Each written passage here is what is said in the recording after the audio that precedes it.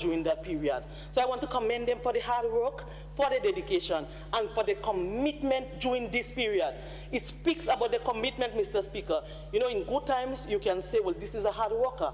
But in a time of challenges as this period, which is showing us, we know who are committed. And I want to commend the staff of the ministry, the seed unit, the housing department, and every aspect within the ministry, Mr. Speaker. The gender-based violence unit, who had to be rushing through different communities to assist vulnerable women with problems, Mr. Speaker. I want to commend them for their hard work and dedication. And as I speak of them, Mr. Speaker, I want to say that intimate partners who live together were stuck in the same home for hours than normal. Those spending time as family ordinarily had many positive outcomes. This had many drawbacks for persons with existing unhealthy relationships. We noted that victims might have experienced greater frequency or intensity of abuse, especially within the usual avenues for informal and formal support. It should be noted that all services continue to function by the gender-based violence unit and the special victims unit during the entire COVID period, Mr. Speaker. Older adults, the bearers of our history.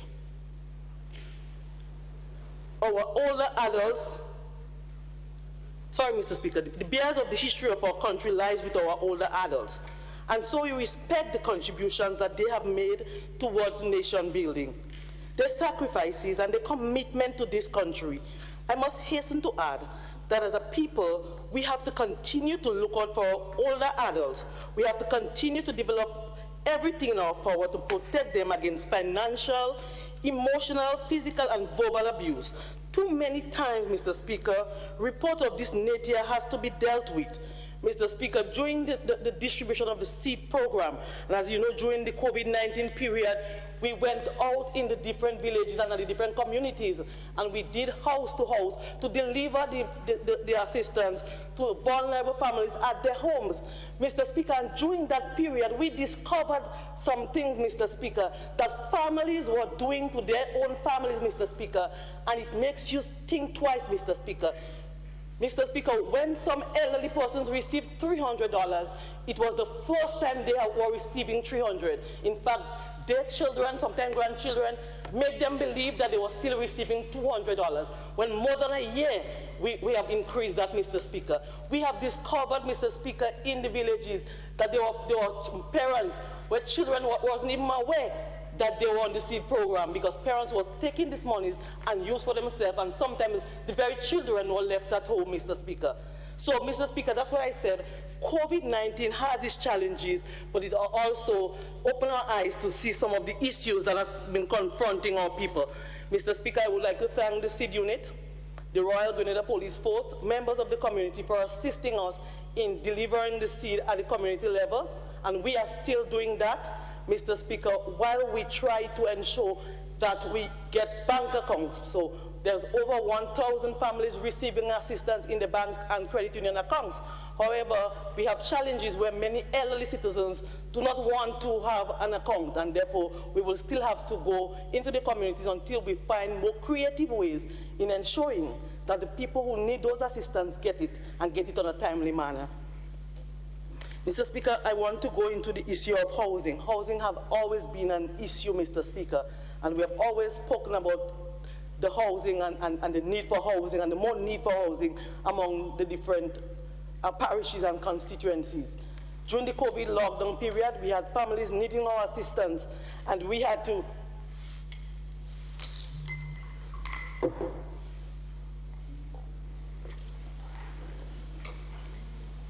intervene on the government level, Mr. Speaker, to ensure that we found rented places to assist families who had issues at home with violence, Mr. Speaker.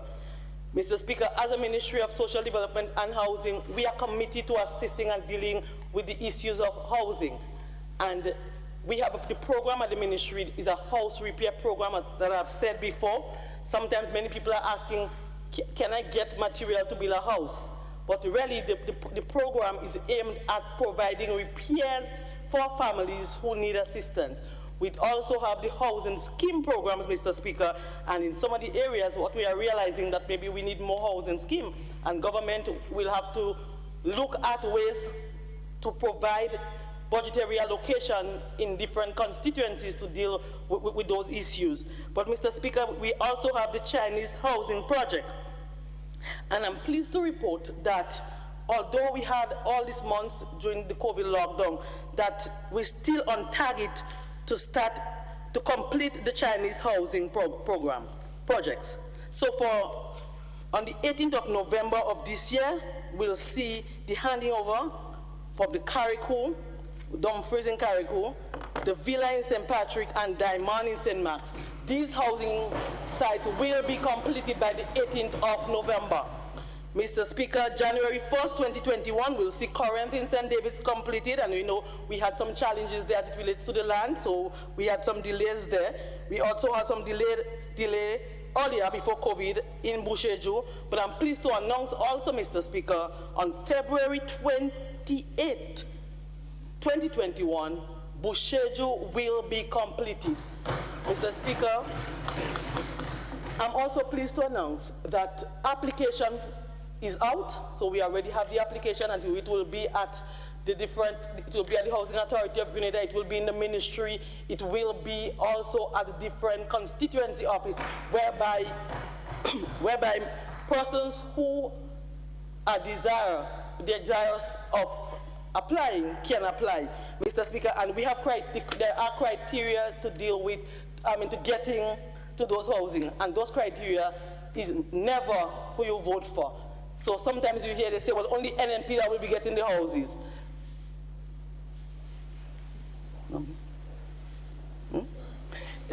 Yes, so there are criteria to deal with those, to distribute those houses, and this criteria will be made known to the public. It is not only for vulnerable families, we also have a percentage of those houses to be given to public officers, understanding that how committed they are, understanding that even during the COVID period, the commitment, Mr. Speaker, so that will be made known to the public. Mr. Speaker, the ministry is committed to continuing to do what it takes as it relates to dealing with all the social issues. We have also seen some issues as it relates to child maintenance during the COVID period. Some parents and guardians who relied or received child maintenance allowance experienced difficulties that affected their ability to provide for their children. It also impacted the contributing parent who had little to no savings, self-employed or daily paid, and were mandated by the court. So we hope, Mr. Speaker, that as a government, we will come up with creative ways in terms of finding employment or creating employment. We have to be thinking out of the box as policymakers. We have to look at new ways and new policies in dealing with the issues, the social and other issues that confront our people.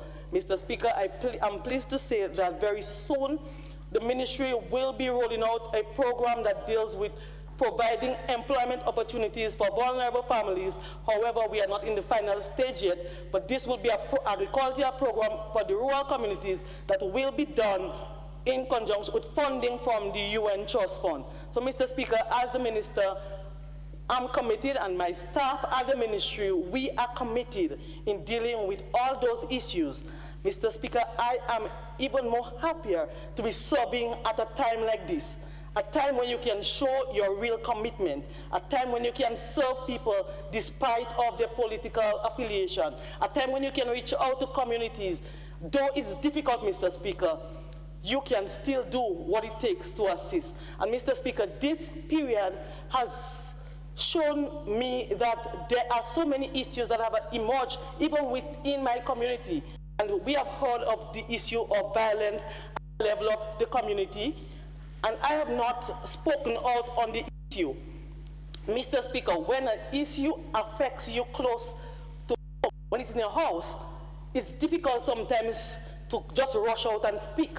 Sometimes you have to take some step back and think and look at the way forward, how to deal with particular issue. And I'm speaking about one of the issues that have happened with persons within my constituency. where a young man from another area lost his life because of some conflict. Mr. Speaker, just give me 2 minutes while I wrap up. Please proceed. Yeah, where a young man lost his life because of some conflict with some other young men from my constituency, Mr. Speaker. Young men who I considered my own children. Young men, Mr. Speaker, who I dealt with on a day-to-day basis. Young men who I interacted with, Mr. Speaker. And the truth is, as a ministry, we really thought we had it under control before COVID-19 as it relates to violent activities.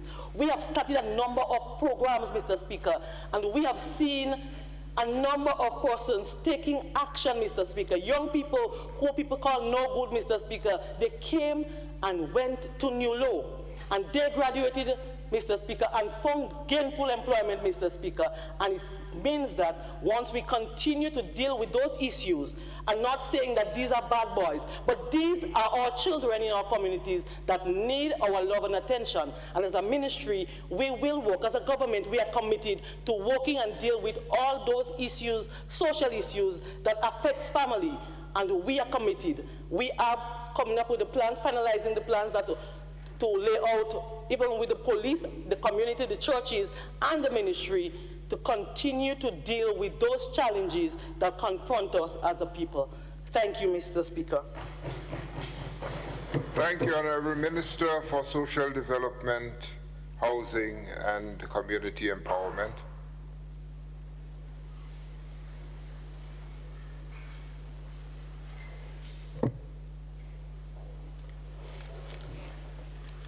Honorable Minister for Education. Thank you, Mr. Speaker. Mr. Speaker, I rise this morning to give a brief update on some matters within the Ministry of Education. But I start by identifying with the opening comments of the Minister for Social Development and Parliamentary Representative for St. Andrew Northwest, when she said that these are very challenging times, Mr. Speaker, and that we are basically trying to adapt to the new normal.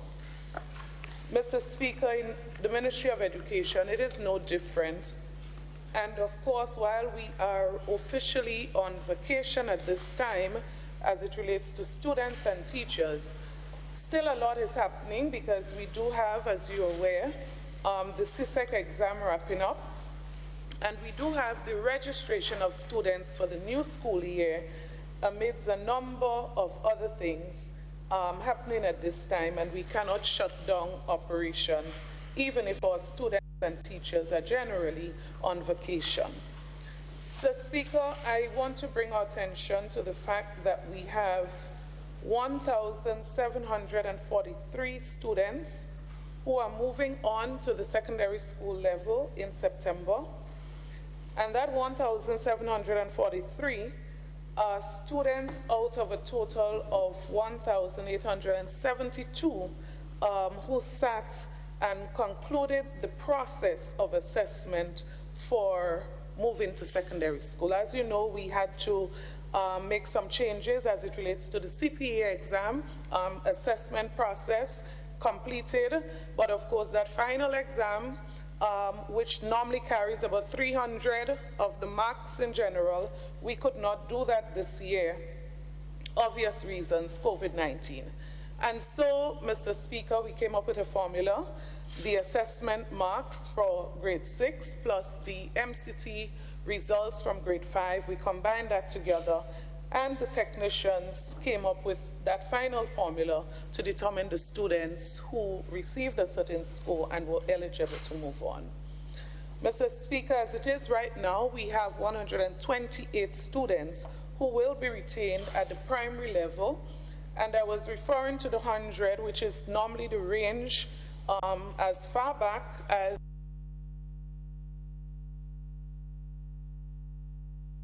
we have a very bold initiative to address that particular issue. After a child spends 7 years in school, we believe that that child should be at a certain level. And so we have taken on some new initiatives to add to all that is being done at the classroom level, in the school, at home, everywhere, all of the initiatives by the Ministry of Education, we have gone a bit further. So right now, at various locations throughout the island, there's a diagnostic process that is taking place led by Mrs. Niles at the Ministry of Education, and that is following individual one-on-one consultation with those 128 parents and students, trying to identify and trying to find a solution individually to move forward. And we have committed to these parents that we are going to work with them. Mr. Speaker, I want to use the opportunity at the same time to extend very best wishes to all of these students, but also to recognize the challenges that many of their parents would have been through, their teachers, their principals, and want to thank everybody for all of the contributions they have made in preparing those students, the anxiety, and all of the challenges faced, particularly the lead up to that final point when we decided after consultation. We did have over 400 persons involved on a Zoom platform for that consultation. And just for clarity, there is the capacity for Zoom to take as much as 500 people. It depends on the account that you purchase. And so after consultation, we took that decision, and I really want to commend the examination unit. This would not have been an easy process. It did require a lot more effort than it would normally require in normal times. And so, Mr. Speaker, bear with me if I go back to refer to those 128 students. Mr. Speaker, our view is that each of those students must go forward with a personal portfolio that would define the way forward for them and where they go as it relates to September. So they are going to continue within the primary school setting, and we are going to be working with them at the point where we are convinced that they are ready to fit into the secondary system. So we are not going to just put people at the secondary level if we're not convinced that they are ready to deal with this. We have seen the results of students dropping out. Primarily, we can conclude they have not been adequately prepared. And so the adequate preparation has to be the emphasis. And so in addition to that, we are going to be boosting our support as it relates to the special needs unit of the Ministry of Education. Right now, we have about 16 teachers paid for by the government of Grenada on special scholarship, getting support as it relates to working with students with special needs. Now, in addition to that, we do have all of the itinerant teachers, special needs teachers who go to the primary schools, go to the secondary schools. They've been doing an excellent job. But of course, Mr. Speaker, we want to expand, and the special education unit is now looking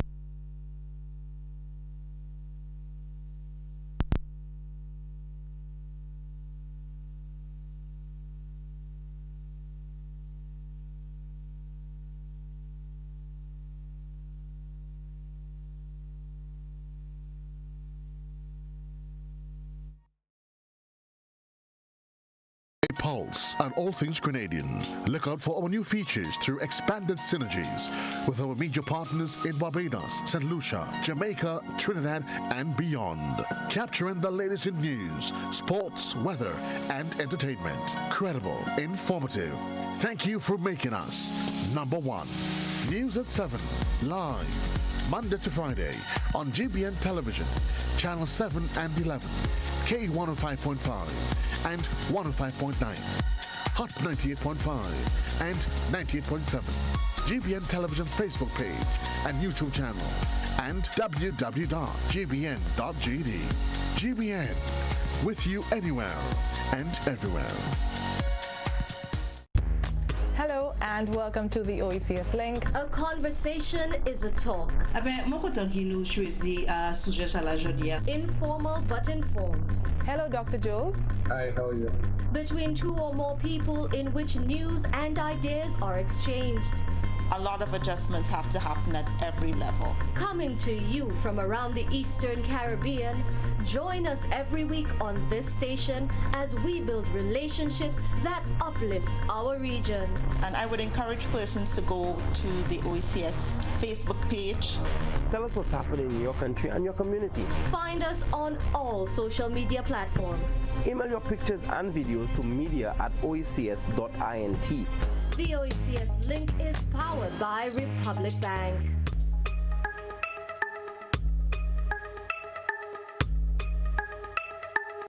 You've spoken, we have heard. Now we're making more time available for your evening primetime shows on K105. From Monday, July 6th, Your Law will air from 6 to 7 p.m. On Tuesdays, Simply Agriculture. And on Wednesdays, join discussions on constitution reform in partnership with Island Media. At 5:55 p.m.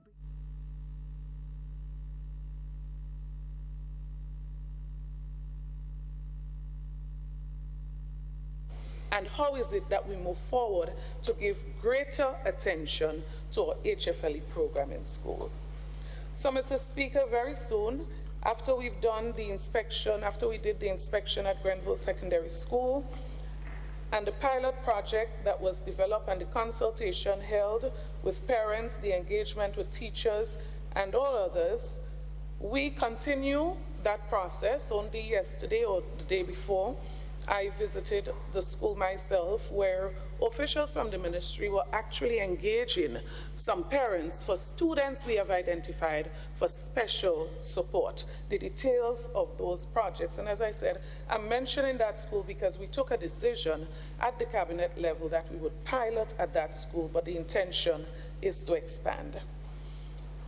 Mr. Speaker, in the interest of time, I want to give a quick update as it relates to the reopening of school in its first phase, and then what is going to happen in September. In a nutshell, as I said, the official plan is going to be going before Cabinet within a week or two and then presented to the Parliament. I want to especially recognize all stakeholders, Mr. Speaker, all of those persons who made this possible. It may have seemed to be a bit easy, but it was not. It was a major challenge for all stakeholders involved. And I want to especially commend our principals, our teachers, education officials, our counseling unit at the Ministry of Education, heads of department, all our ancillary staff, our parents, our other stakeholders, including the Grenada Union of Teachers. The support that we receive from all concerned, I believe, is what made it possible. And so we were able to get our Form 5 students to come back into the classroom setting under special condition. It did cost the government quite a bit on supplies alone, Mr. Speaker. Just for Form 5s, we spent over $200,000 just for that aspect of the return to school. Now, we intend, Mr. Speaker, as we go forward, to continue all of the work that we've done, and it probably was a good way to test the waters and to prepare ourselves to build our capacity to face what is ahead of us. But I want to say, Mr. Speaker, that together, I believe we did all that we could have done with the resources that we had to assist to prepare these students psychologically and otherwise for the reopening, and ultimately then the sitting of their exams. So what are briefly some of the things we did? You must have been aware, Mr. Speaker, but I want to again, just sometimes we forget. So the government of Grenada did agree not just to provide the services of preparation sanitary-wise, but we also went further, direct support. The agreement to launch that app to support students, over 20,000 questions online, and additional to the MSTER platform and what they had available there in terms of preparation at home. The decision to zero rate the platforms that they were preparing on, and not just for them, but other students. Online training for over 1,600 teachers that took place during that period, and only about 3 weeks ago, we had an additional 500 teachers engaged in training, or e-learning training online. the provision of pre-recorded videos for students in the area of math particularly, and sign language. So we wanted to make sure our special needs students were not left behind. And we are continuing the process of developing those videos. And I want to specify the psychosocial support provided. So whether it was our online program where students, parents, everybody involved had an opportunity to call in, request support, and in addition to that, the counseling that was provided not just to students, but teachers, principals, everybody had the opportunity to access counseling during that period. And Mr. Speaker, again, our online or hotline that was established, I want to commend everybody who was part of the process making all of those possible. So we are anticipating, Mr. Speaker, and we are preparing for September. And the intention at this point is to have a blended approach going forward, meaning face-to-face as well as online. And one of the basic primary reasons for that is the fact that in any classroom in Grenada at this time, Carriacou, Petite Martinique, if you're going to be social or physically distancing 6 feet apart, it would be impossible to accommodate the same number of students that you accommodated before we went on or during this period. And so, Mr. Speaker, we are putting all of the systems in place, and we will announce to the nation what will be the approach in the context of the availability of resources. So government has already invested millions of dollars. We started off by saying as a government, we are going to start with our secondary schools, and we are going to provide devices for our teachers and students to ensure that we can facilitate e-learning, but also the commitment that we have made to this nation. But then we came back and we said, look, we recognize that we need to go beyond this. And we were successful in raising the resources to do the same for the primary school. And so we are in that process of rolling out the project. So we have been able to bring in for the secondary school, which was our first commitment, over 65% of those devices. They've all been inspected. We are moving into the configuration stage.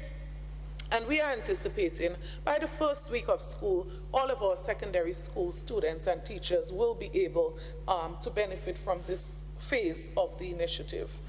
We also went further and we said we want to ensure that these devices are not blank, but they're coming with e-books so that our secondary school students can access books online with or without internet services. And so those devices already would have 18 e-books on them, and we are in the process now of going even further. In a time like this when it is challenging, economically and otherwise, recognizing our commitment to this process, we are attempting to go even further with e-books for the primary school. I want to make the point, Mr. Speaker, that in this first year, the decision has been that we do e-books and textbook, printed books, side by side. So we are not going to be, as old people would say, BRAPs, moving from X to Y. We are going side by side for one entire school year, the use of textbook, print books, and electronic books. And so the transition would be an extremely smooth one. Mr. Speaker, is it possible to have an additional 2 minutes to wrap up? 2 minutes is okay. Most appreciated. I want to just use the 2 minutes, Mr. Speaker, and I'm not sure if you meant it literally. Literally. I know you did. Mr. Speaker, I just want to wrap up on those 2 minutes to say that amidst all that is happening, this government's commitment for development of infrastructure in schools remains solid and steadfast. We have said that we understand that our students and teachers need better environment for teaching and learning, and we have kept that commitment, and we continue to keep that commitment. So in the midst of COVID-19, Mr. Speaker, this government has found it possible to invest over $50 million in the development of infrastructure throughout our school system. And that is why, Mr. Speaker, we were able to do the sword turning at Presentation Brothers College, over $4.5 million. Grenada SDA, the contract was signed, saw turning next week, $7 million. Mr. Speaker, Bishop's College, we've heard it. Everybody in Grenada, I believe by now, know the situation at Bishop College. $10.45 million, contract signed, and we're about to start the work there. But in addition to that, Mr. Speaker, if you go behind Progress Park, you would realize the Paradise Preschool has started. Happy Hill Breezan Preschool also started, well underway. River Sally Preschool, significant work taking place there. Mr. Speaker, it's an obligation, it's a commitment, and in difficult times, we are keeping it. Designs on the way for St. Andrew's Anglican Primary and Grenada Christian Academy. St. David's Secondary, within a week, final decision, I believe, would be made as it relates to the land. We've been doing some negotiations, and our commitment to this remain. Mr. Speaker, I just want to say this, that this government has highly committed to education in Grenada, Carriacou, and Petite Martinique. Why? Because we are convinced education is a right. It is not a privilege. We are very convinced about that. But furthermore, Mr. Speaker, we are convinced that every child could succeed. And with our support, the support of all of our stakeholders, we believe that we can make a reality. Every child succeeds. Thank you so much. Thank you, Honorable Minister for Education. Honorable members, I have an instrument here that I can mute your mic. So when you ask for time and the time exceeds what you ask for, I promise you I may be tempted to mute your mic. Honorable Minister for Health.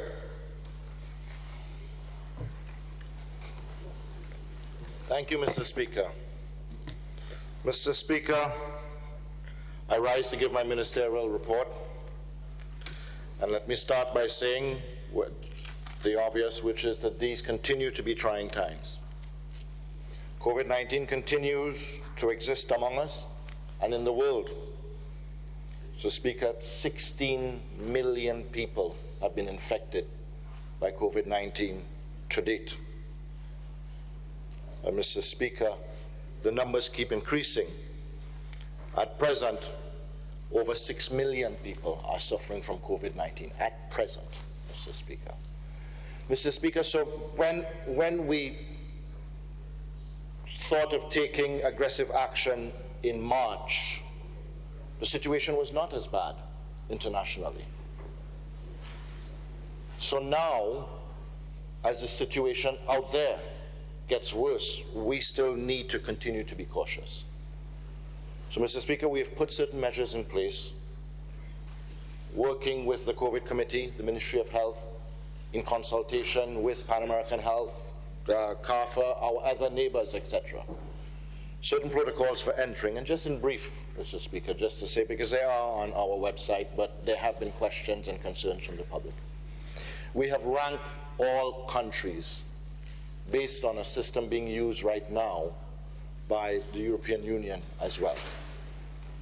Basically, it is the number of cases a country has had in the last new cases in the last 14 days per 100,000 population. And if a country has had 19 or less cases in the last 14 days per 100,000 population, then it is a green state. If it has had between 20 and 60 new cases in the last 14 days per 100,000, then it is a yellow state. And if it has had 60 or above, then it is a red state. And that allows a ranking that can be monitored daily and updated. Mr. Speaker, the issue with that is some of our closest neighbors and what I refer to as our gateway ports are red and continue to get redder as time goes on. So the risks increase. Mr. Speaker, we recently had a JetBlue flight come in, charter flight, and I will speak to that as we proceed. But Mr. Speaker, all of our neighbors who considered opening and having regular flights during this difficult time have had to step back on that. Either step back completely or put more stricter levels of enforcement on or screening.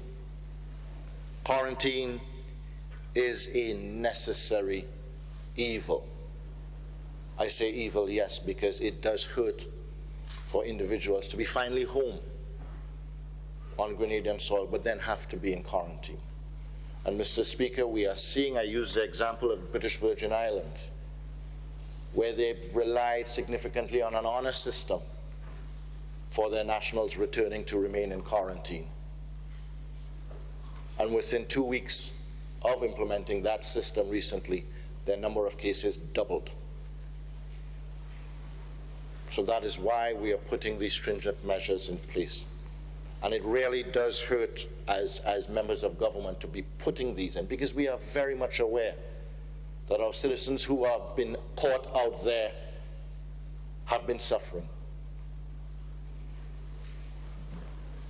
So too have our citizens here who went through the process to bring us to where we are now, where we can say as best as possible we do not have community spread for sure, and that we have any new case is being caught at the border. Mr. Speaker, that brings me to the incident a couple of weeks ago from Trinidad, where it was implied that said that 3 Trinidadians returning to Trinidad from Grenada tested positive. Mr. Speaker, within 3 days, the Trinidad government cleared those individuals. In that period, we also did our testing of over 154 people that would have been in touch, and can categorically say that those individuals did not get COVID-19 here in Grenada while they were here. Because we traced everybody, and nobody that they were in contact with showed any sign of COVID-19. So Trinidad government clearing them is Trinidad government saying that these individuals, that PCR test showed what is referred to as shedding, which is that they had it some long time ago.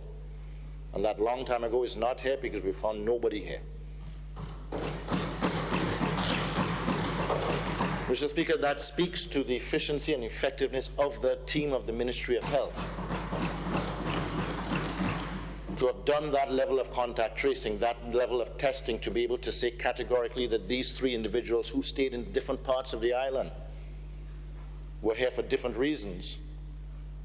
The contact tracing was done.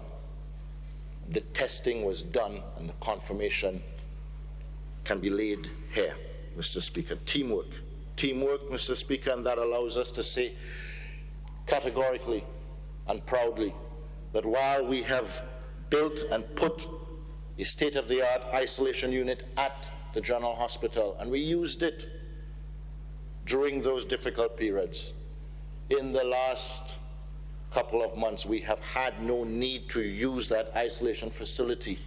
There is no one there because of any infectious disease, COVID in particular, or any other. And that is because of the screening and the work being done by the Ministry of Health in conjunction with Airport Authority, Ministry of Tourism, Royal Grenada Police Force, Customs and Immigration in particular as well, Mr. Speaker.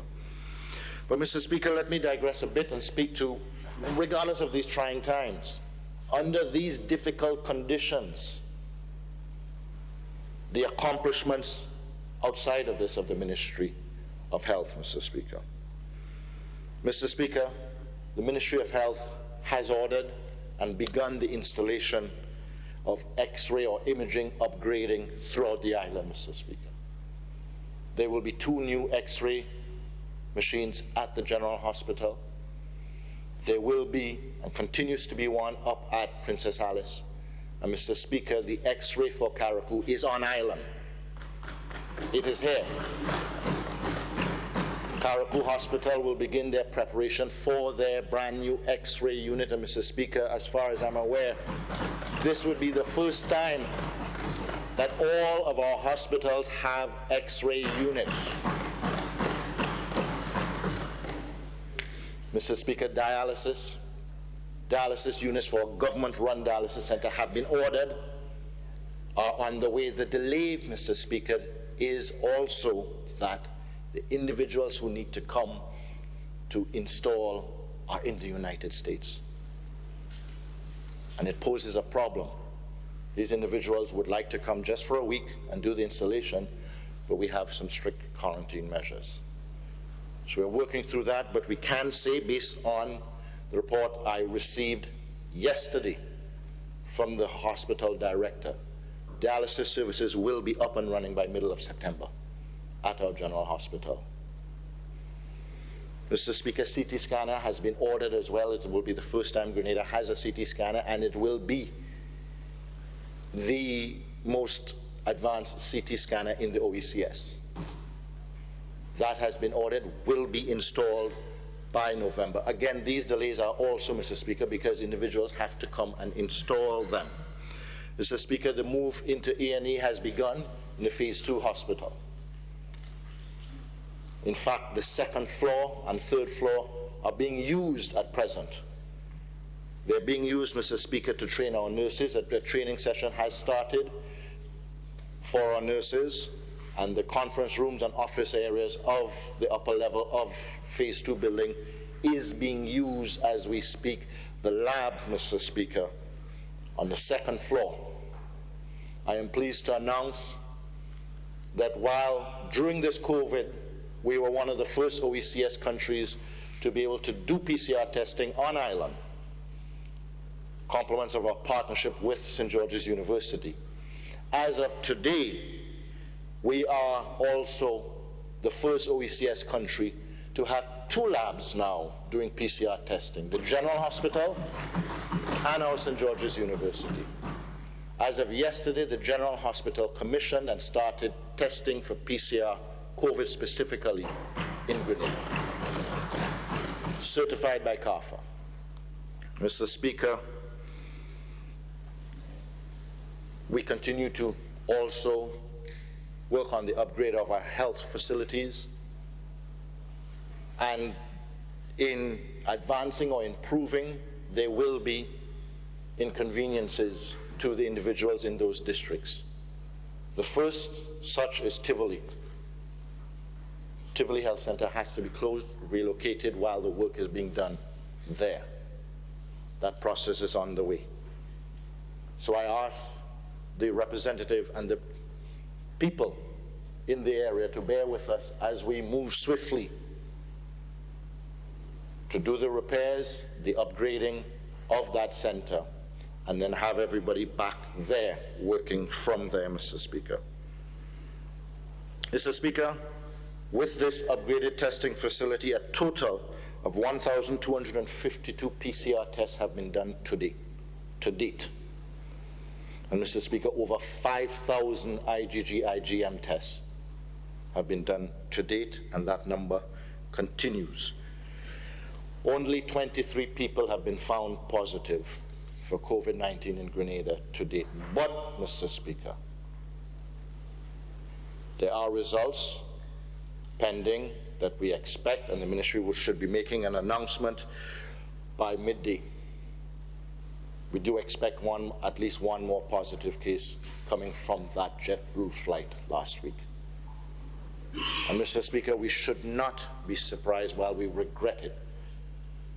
The probabilities and the percentages show, not just in Grenada, but in all of the other Caribbean countries, that there are direct flights from red zone countries, particularly high red zone countries. That at least 2 or 3% at minimum of the passengers on the flights will test positive. We cannot be expected to be any exception. So, Mr. Speaker, regrettably, there will be more positive cases, but those will be positive cases that are in quarantine. Those are Grenadians who have found a way and means to come back home, and therefore, as a Ministry of Health and as a government and as a people, we need to make sure that we welcome them, but we need to make sure that we safeguard ourselves. And we put the necessary systems in place, which are in place. Individuals are kept in quarantine. And it has been difficult, Mr. Speaker, because there are individuals who are trying to get around it. But we will continue, Mr. Speaker. I will wrap up so that you will not have to press your device. Mr. Speaker, we have increased our contact tracing as well to 75 individuals where we had 5 public health officers to complement them. But Mr. Speaker, I want to take this time to touch on a personal matter, Mr. Speaker. Mr. Speaker, a week ago there was an article in one of our allowed newspapers which said a Spygate. I said allowed. It's allowed to be published still. It said Spygate scandal as the headlines, drawing attention with my picture on it, and a picture of someone wanted by the German government, and a fake letter. Now the article, when you read it, and the article it refers to in a reputable international newspaper, Der Spiegel in Germany, says the document is fake.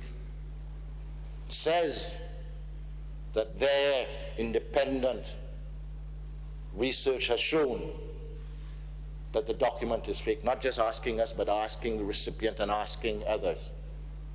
Says that the individual is a fraudster, says that the individual is wanted by the German government,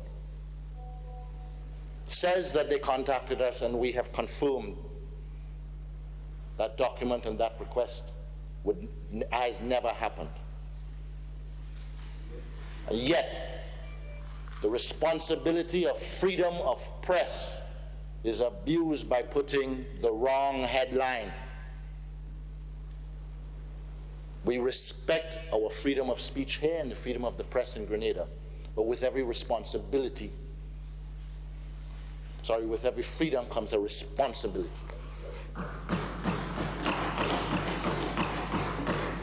And accountability, Mr. Speaker. So I speak to that and lay it before this House to say that there are rules and regulations that we make sure allow the freedom of press. But we need to consider the responsible use of that freedom, like any of the freedoms that we have. And therefore, as a citizen, I intend to exercise my rights as well, that the Constitution affords me. So, Mr. Speaker, having said that, I've cut short my report. There is much more to be said about it, but COVID remains among us. I am glad that we follow through your instructions, the enforcement of the very protocols that will keep us safe as best as possible. And regrettably, I have received confirmation as well, a text while speaking, that yes, we do have one more positive case in quarantine. And regrettably, there are other results that are pending that may also be positive, but most definitely one more. So we are now at 24, Mr. Speaker. Thank you, Mr. Speaker. Thank you, Honourable Minister for Health. Honourable Minister for Tourism and Civil Aviation. Thank you, Mr. Speaker. Mr. Speaker, I rise to inform this Honourable House on activities that have been taking place in the ministry for which I have responsibility at this time, the Ministry of Tourism and Civil Aviation. Mr. Speaker, I want to start with some very good news. Tourism has not had many in this COVID period. So this morning I got some news that Grenada had been mentioned today on the Jimmy Vine show. It is a BBC Radio 2 program, which they say is the most listened to station in the UK. And Grenada was mentioned, and I quote, as leading the way in dealing with COVID-19 with 0 deaths.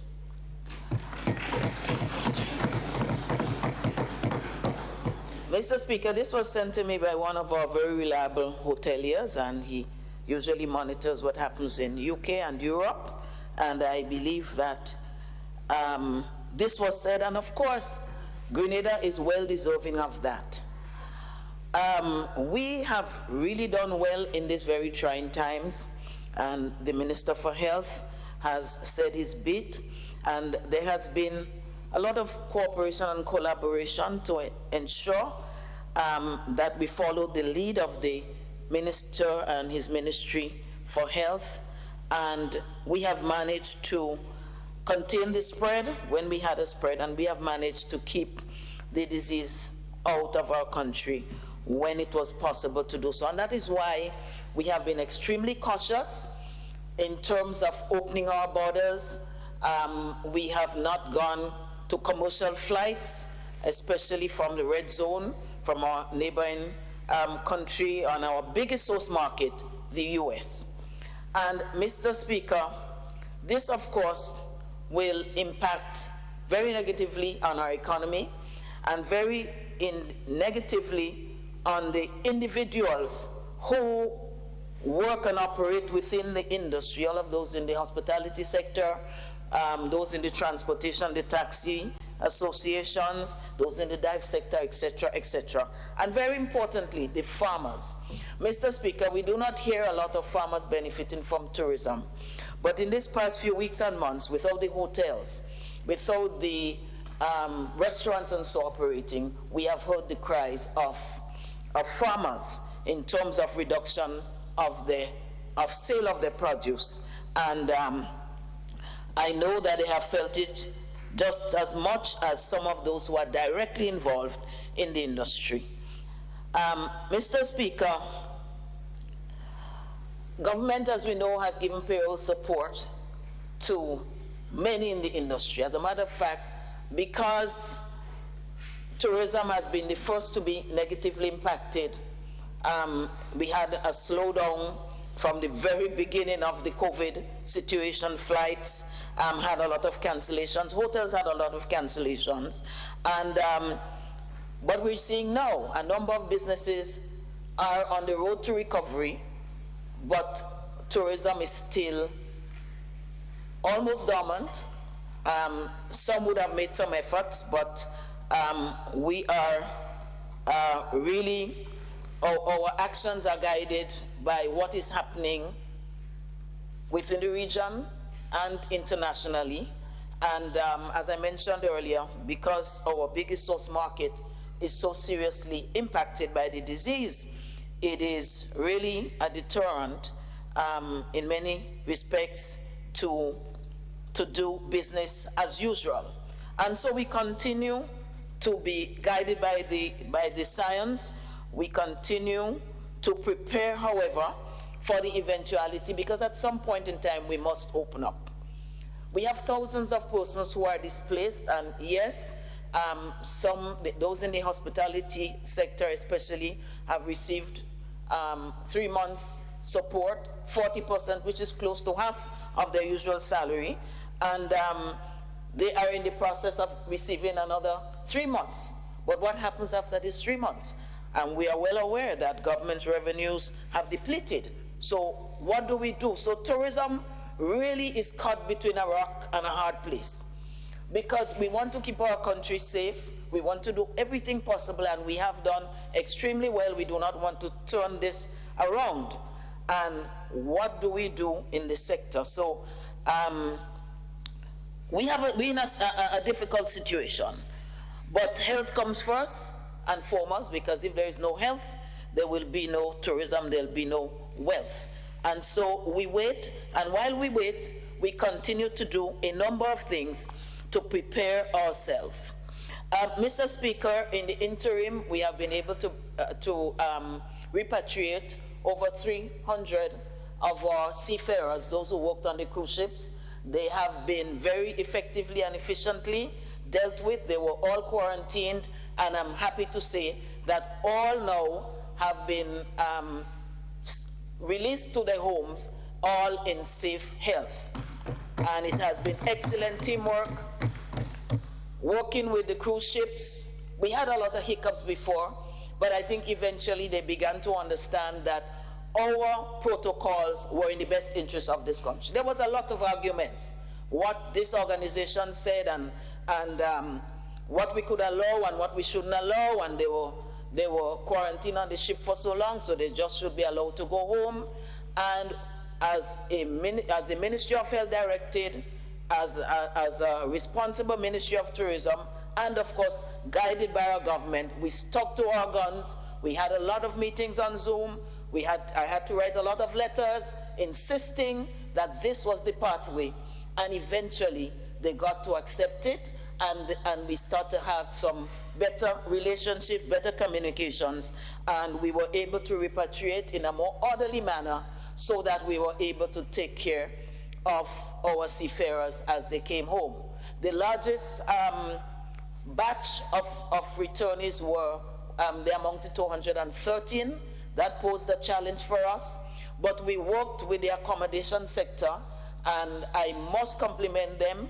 They came up to speed in short time, ensuring that they had the basic requirements to prevent the disease. There was vigilance offered to us by the Commissioner of Police and his team. They worked endless hours. I don't know how they managed it, but I think we did, as a team, an excellent job in ensuring that the virus stayed out and that whatever came in, contained. And the member for St. George South spoke about, and Minister for Health spoke about, the possibility of 2% to 3% of persons coming in positive. This is something that we would expect. We do not want to rush into it, but once we reopen our borders, we will expect a few people to be positive. That is why we are insisting on pre-testing, especially if you're coming from what we call a red zone or a hot zone, like the US, and some people are trying always to get away from it. We're still sticking to that. We're sticking to quarantine, and I believe that is the best way forward. So in this regard, we have been preparing facilities, and so far we have 22 accommodations that have been inspected and approved, and they are on the ministry, on the GTA's website, that persons desiring to come into our country can have access to.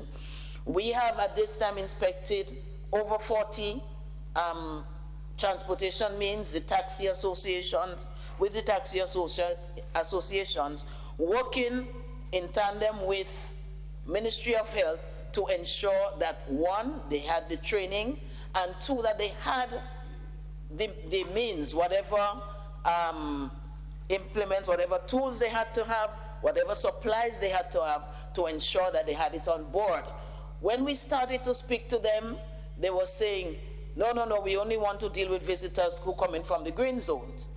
But now that the training has been done, and we have encouraged them to purchase the supplies that they need, there is a better understanding, and there is greater willingness to deal with persons from the medium zone, which we call the amber or the yellow, and also from the red zone. But the red zone is always a tricky or difficult area for us to deal with, so we continue to be guided by the Ministry of Health team. But the reality is, Mr. Speaker, I know that the Ministry of Finance and the Minister cannot continue the payroll. We're talking about thousands of people here, directly and indirectly. How do we maneuver in those waters? And there is constant discussions. We are saying that those who come from the medium range zone in terms of risk, like Canada and UK and other European countries, they can have limited movement. And everybody's asking, the airlines, visitors, every day we see, what is limited movement? And while we have come up with something, we are still tweaking to be on the safe side. We're trying to walk the straight and narrow to ensure that limited movement does not compromise the health or does not favor the transmission of the virus. And so we have not sent it out as yet. We have had a lot of discussions. We have shared our direction, but we have not finalized on what limited movement is. And so we're treading cautiously, because we know it is a serious issue, and we cannot take it lightly, and we cannot just give a response. And individuals are asking, everybody's asking, but we beg their patience as we seek to maintain the gains that we have made and to ensure that we keep this country safe, and by implications, keep visitors who come to our shores safe. So I just want to say that the pre-testing continues for the medium zone and the red zones.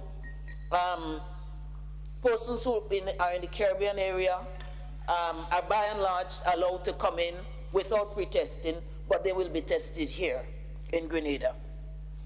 And they will be monitored. I learned yesterday that our geofencing watch is in the island, and so it is one of the tools we are going to use so that maybe we can give consideration at some point in time to home quarantine now that we are better equipped. There's an app that I think is up and running, and there is, I haven't checked it myself, I'm told it's up and running. And there is the geofencing watch. What the geofencing watch does, it tells someone who is monitoring exactly geographically where the individual is. And if they have moved out of the restrictions that has been given to them, and if they take that watch out, it sends a signal. So these are some of the kind of security measures that we are seeking to implement so that we can open at some times. We notice some countries, some of our neighbors, they opened quickly, they had to pull back, and we're learning the lessons that they learned. We don't feel that we have to experience everything that they have experienced. So we're going slowly. I know family and friends are asking, and visitors are asking too. People love Grenada, and especially when they hear that on BBC and they hear other kudos that Grenada has been given worldwide, they want to come to a safe haven. But we want to keep it safe too. So we are in a difficult situation, but we are maneuvering. So far, the numbers, as the minister said, are down, and we intend to keep it that way. Our priority now is what we call staycation, encouraging Grenadians to use the facilities, the hotels and so on, use the attraction sites, and get introduced to Grenada in a different way, see it with a different light. And a few of the hotels have agreed to that. They have entertained persons in the locals in using various innovative means. Some of them have been successful. Some of them have to be revisited because as new ideas come, they have to request permission. And up till now, the COVID team, but I know the COVID team is fast winding down, and so whatever other responsible body is placed in that position, that would have to be weighed and balanced before we can approve. But some hotels have found some very innovative ways to have some activities for the staycation. This is our first priority. The second priority is regional, so that we're encouraging the countries who, like us, have done well in terms of keeping their numbers down to come. And I'm so happy that last week we had the first flight, last Wednesday, 1 week ago. Caribbean Airlines came in with the first commercial flight. Inter-Caribbean has put out their schedule, and we're working with One Caribbean. They're doing their schedule as well, and so we'll have 3 airlines working within. So we're better off than we were before. We of course miss Liat. Liat has served us well. I must say that Grenada to Barbados route. Yes, Chair. Yes, PM. I know, but I would say that some of the most important flights that we had, especially the Grenada-Barbados route, Liat came around and assisted us, and they worked with us better than they had worked with others, our route to Trinidad and so on. But the thing is, everything was not in order, and they could not provide what we really needed. But they've been there many, many years, and so I still think that thanks are in order for what they have done. We have other airlines that we're dealing with. Mr. Chair, Mr. Speaker, I will just ask for 2 more minutes, and 2 more minutes. You will not have to mute. Thank you, Mr. Speaker. So, Mr. Speaker, we have been in touch with European flights, European airlines like Virgin and British Airways. They're looking further down the line, like about October, when the winter season is, coming on, and it is the time when tourists fly more than ever. And so we're in conversation, and we're looking somewhere about October, and they have put some tentative dates, but we have not firmed up anything yet. We are also talking to Condor from Germany, and we believe that that is the best route when we're looking internationally at this time to take, because many of the EU countries are indeed in the medium range, and we believe that putting proper measures in place, we can start some business coming our ways. Otherwise, it becomes very difficult. If we lose this whole winter season and the airlines get set in terms of the scheduling of their flights to other countries, it will be extremely difficult for us to recover that. So why I am not saying let us open recklessly, but I'm just saying that as a nation, we have to be aware that if we do not make arrangements, and if some flights do not start now, we will lose the whole season, and we will have a task to restart with the airlines again, because a lot of arrangements have to be made in terms of the gates, the pilots, the staffing, and so these are some of the challenges. JetBlue has come in with a few charters, and anything with JetBlue or from the US will remain charters until we are guided differently, and we will make other decisions. Charters are more manageable. You can pace your time. You can give people time to get the tests done and all of that. Whereas if we have daily flights, it's harder to be able to monitor and to manage. We will not be able, we do not want to overwhelm our accommodation facilities. And I call it accommodation facilities because some of our hoteliers, they are a bit afraid to hear about quarantine. But the reality is, quarantine doesn't mean that you have the disease. It just means that you're under observation. Because once you have the disease, then the monitoring comes fully under the Ministry of Health, and they are not allowed into the approved accommodation. So it is accommodation, it is quarantine, whatever it is, but it is a facility where only healthy persons who test negative, are sent. So, Mr. Speaker, we have done well. I want to thank the team at Grenada Tourism Authority, the Ministry of Tourism, thank Health for its guidance and its support. Many of the hoteliers have done extremely well. They have bought the hand sanitizers, the touchless thermometers. Some have gone, they have ordered things in terms of being able to spray the whole body and to sanitize people as they come in and so on. So I want to commend them. They're preparing, they're getting ready, and I believe that when the time is right and with the right scientific guidance, our industry will rebound again. I thank you, Mr. Speaker. Thank you, Honorable Minister for Tourism. Call my name yet. Honorable Minister for Agriculture. Thank you very much, Mr. Speaker. Mr. Speaker, the pleasure is mine to update this Honorable House on some of the programs and projects, activities of the Ministry of Agriculture. Mr. Speaker, during the COVID-19 crisis, our farmers went through very, very difficult and troubling times, Mr. Speaker. But, Mr. Speaker, I have seen them bouncing back, and that's a good sign. They are adjusting to the situation. This is something new to all of us, every one of us. This is something that we never thought would have, come our way. And we are grappling with it. We notice the world is grappling with it, and we seem to be easing out very well out of the problems, Mr. Speaker. So I want to recognize the farmers. I want to commend them on their hard work in resuscitating the sector to ensure that we have food on our plates. Mr. Speaker, I want to start off, Mr. Speaker, by speaking of the opening of the plant propagating distribution, plant distribution for 2020, Mr. Speaker. This was held on the 14th of July at the Maribor Propagating Station. Mr. Speaker, this year we had set a target for over 60,000 plants.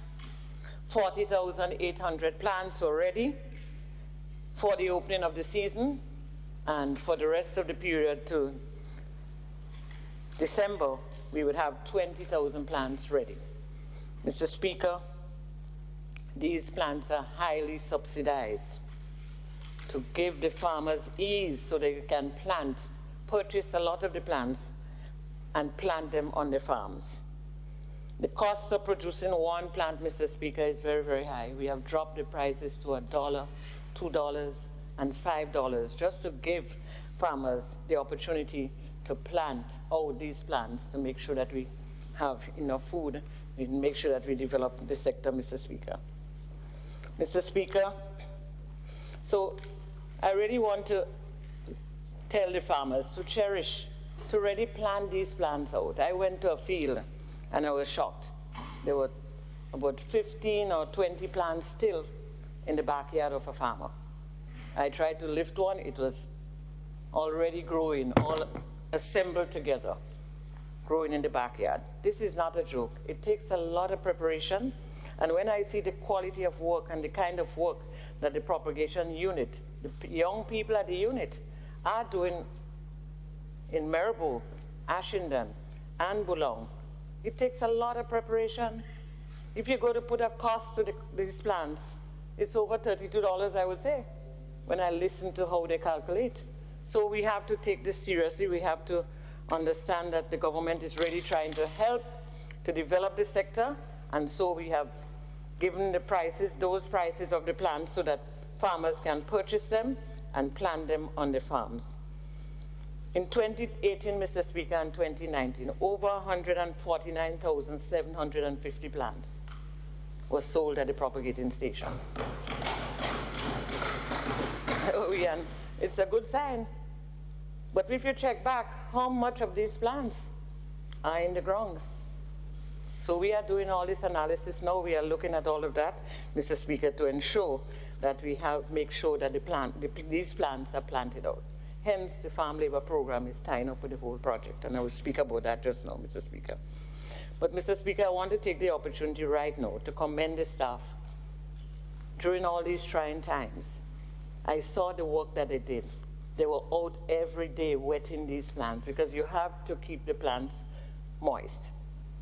And so they were out through thick and thin, out at these stations, wetting all the plants. I want to thank the Royal Grenada Police Force as well for giving us the opportunity to have ease going back and forth to these propagating stations.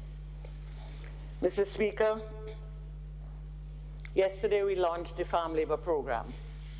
This program was launched on the Dunfermline estate yesterday. We chose the Dunfermline estate to launch this program because they are trying to resuscitate that estate, aspects of the estate. It's a huge estate, and we were asked to support, and we thought it was important to launch this program there to see the kind of work that they are doing there, the amount of cocoa they have on this estate, but it is not taken care of.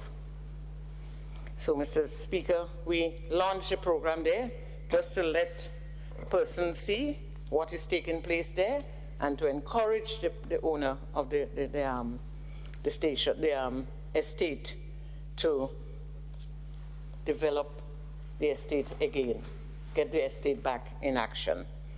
It's amazing, Mr. Speaker, to see the quality and the type of lands that is on this estate that is just sitting there without nothing much happening. Mr. Speaker, this year the ministry will spend $1.3 million on the program, Mr. Speaker. This is about 3 or 4 times more than we have spent on a program, that Farm Labor Program. And the reason for that too, Mr. Speaker, we realize the situation, they realize the kind of support that we have to give to this program during this period. So we have doubled up a lot on it to support the farmers out there and to support persons who are not working on some of the farms out there, so they can get some funds and they can benefit out of it. We expect to rehabilitate, Mr. Speaker, 200 acres of tree crops, and we plan to establish 200 acres of staple food crops. This program, Mr. Speaker, will also help cushion the economic impact of COVID-19 through the provision of over 400 temporary jobs. Mr. Speaker, we have recognized that we realized that the program was not doing very well over the years. So we have revamped the program. We have reshaped the program. We now have a coordinator in place to coordinate the program along with the extension unit of the Ministry of Agriculture. And so far, Mr. Speaker, the preparatory work that was done last month to get the program to where it is now has been, it's really something that we can talk about. Mr. Speaker, over 750 persons applied for the program. There is a criteria, so some person may have not fit in the criteria, but we have a very considerable amount of persons into the program, Mr. Speaker. Mr. Speaker, the Backyard Gardening or Home Garden Initiative, Mr. Speaker, as it's called, will support over 600 vulnerable households and other farmers across Grenada, Carriacou, and Petite Martinique. Mr. Speaker, a lot of persons are looking forward to this program. And so we have opened up our arms, we have discussed it over and over, and we have put things in perspective to support 600 vulnerable households and other farmers who have a deep interest. Mr. Speaker, the Grenada Food and Nutrition Council, which is part of the Ministry of Agriculture, worked very closely. Ms. Lydia Brown and her team worked very, very closely with us, Mr. Speaker, and we have decided and identified all of the plants that should be grown in every backyard garden.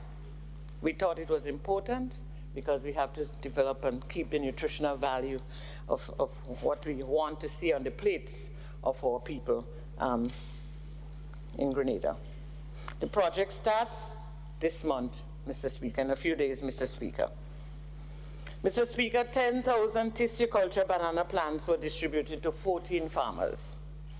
This is a pilot project, and the objective is to increase the level and quantity of banana production in order to adequately supply the domestic market, improve food security, and take advantage of opportunities in regional markets, thereby increasing growers' income and increasing foreign exchange earning capacity of the sector. Mr. Speaker, a lot of farmers have been calling because they probably did not understand the dynamics of this 10,000 banana plants. 10,000 tissue culture banana plants is not a lot of plants. We are starting with that to start. We are doing a pilot. Our aim is to resuscitate so that locals can have enough to eat and we can export to the region. As we are now, sometimes we import from St. Vincent. So, Mr. Speaker, this is a pilot project. We are pilots in this project so we can look to see what comes out of it so we can use that experience to develop the sector. Mr. Speaker, the procurement of plants has cost us $65,000 to procure them, to bring them up to a level so that we can distribute it to the farmers out there. And the farmers, I believe, are very happy about that. It's an experience for them. They have to make sure they care and protect the plants because, we don't want the MOCO disease to spread and then we lose the whole pilot of the program. Mr. Speaker, we will see very soon the tagging of the animal program will start in the month of August, mid-August, where they will be tagging animals. You would hear more of that from our public relations team.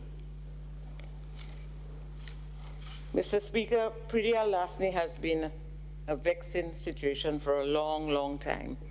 And Mr. Speaker, over the period, COVID period, when things were really, really crazy, a lot of stealing took place. A lot of stealing took place, Mr. Speaker. When we opened up a bit to accommodate the trade of the soursop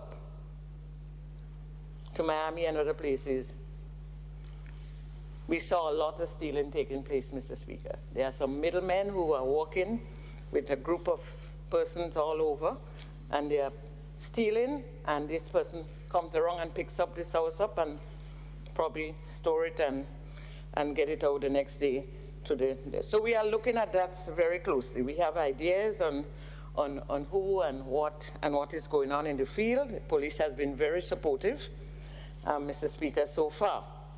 So, Mr. Speaker, today you will see the first reading of the Padilla-Lasny Amendment Act 2020, and we have made provision in that act for the classification of soursop as a specially protected produce, because we must protect our soursop. Grenada, we are the only ones. Grenada is the only country that can export fresh soursop to the United States of America. So this is our green gold, and we must protect it with legislation. We cannot go less than that, Mr. Speaker. We have to move in that direction. And so, Mr. Speaker, in the very near future, you'll see that we'll pass this bill here to protect the soursop growers. And so I know they are very happy with that move that we are making. Mr. Speaker, I want to touch down a bit on GCNA and GCA, Mr. Speaker, because that is something that's all over in our communities all over the place, our media, etc., Mr. Speaker. Mr. Speaker, that is something that, at the merger, Mr. Speaker, is something that we have been talking for a long, long time. Since 1992, up to this point, Mr. Speaker, the merger have been discussed, or continues to be discussed. Every meeting that I go to, every cocoa and nutmeg meeting that I go to, and I haven't missed much of the meetings, merger comes up either directly or indirectly, after the meetings or sometimes in the meetings. And so, Mr. Speaker, that is not a new issue. That is not a new issue for the GCNA and the GCA. Maybe it's a new issue for some of the farmers who don't have the information, Mr. Speaker. And we have not taken time off and enough time. And I'm blaming both GCNA and GCA, and I'm even blaming the ministry as well, to really factor out, get the information to the farmers out there. And I'll explain a little more on that, Mr. Speaker. Mr. Speaker, what has happened and what had triggered off all this action in the media? A merger oversight committee was set up by the cabinet. A committee was set up before that was not very active. Not much has happened. And so we reviewed the whole thing, and we have brought to cabinet a list of names to be part of the committee. Cabinet endorsed the list of names. So this merger oversight committee was set up, and it included, it's a 5-man committee with a consultant, that can give support. 5-man committee, including the chairpersons of the board, commodity boards. And so the meetings have started, but this committee is supposed to look at how we're going to merge the organization, look at the whole merger and liberalization of the organization. This word liberalization came into play as well. Mr. Speaker, and so the committee had to use something to kick off their work. The legal department worked very closely with the committee. The legal department looked at all the studies that were done, Mr. Speaker, over the period coming down from 1990s up to this period.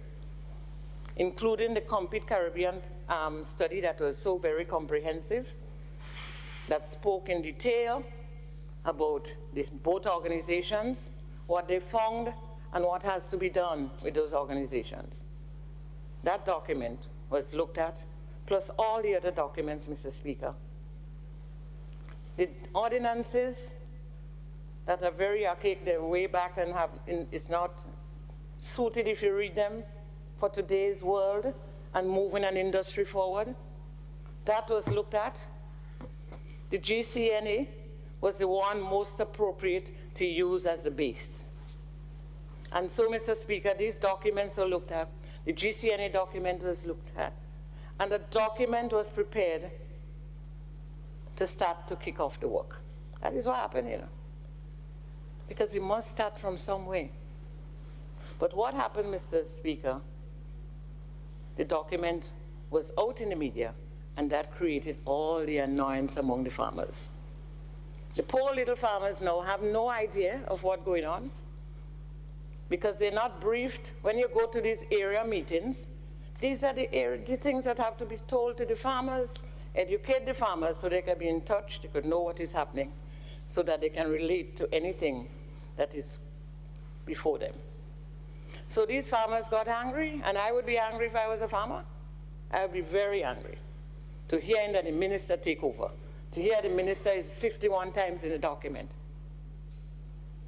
The minister responsible for agriculture, not me. Right.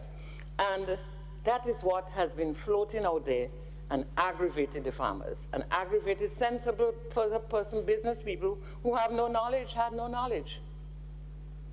So that is, Mr. Speaker, that created all the problem.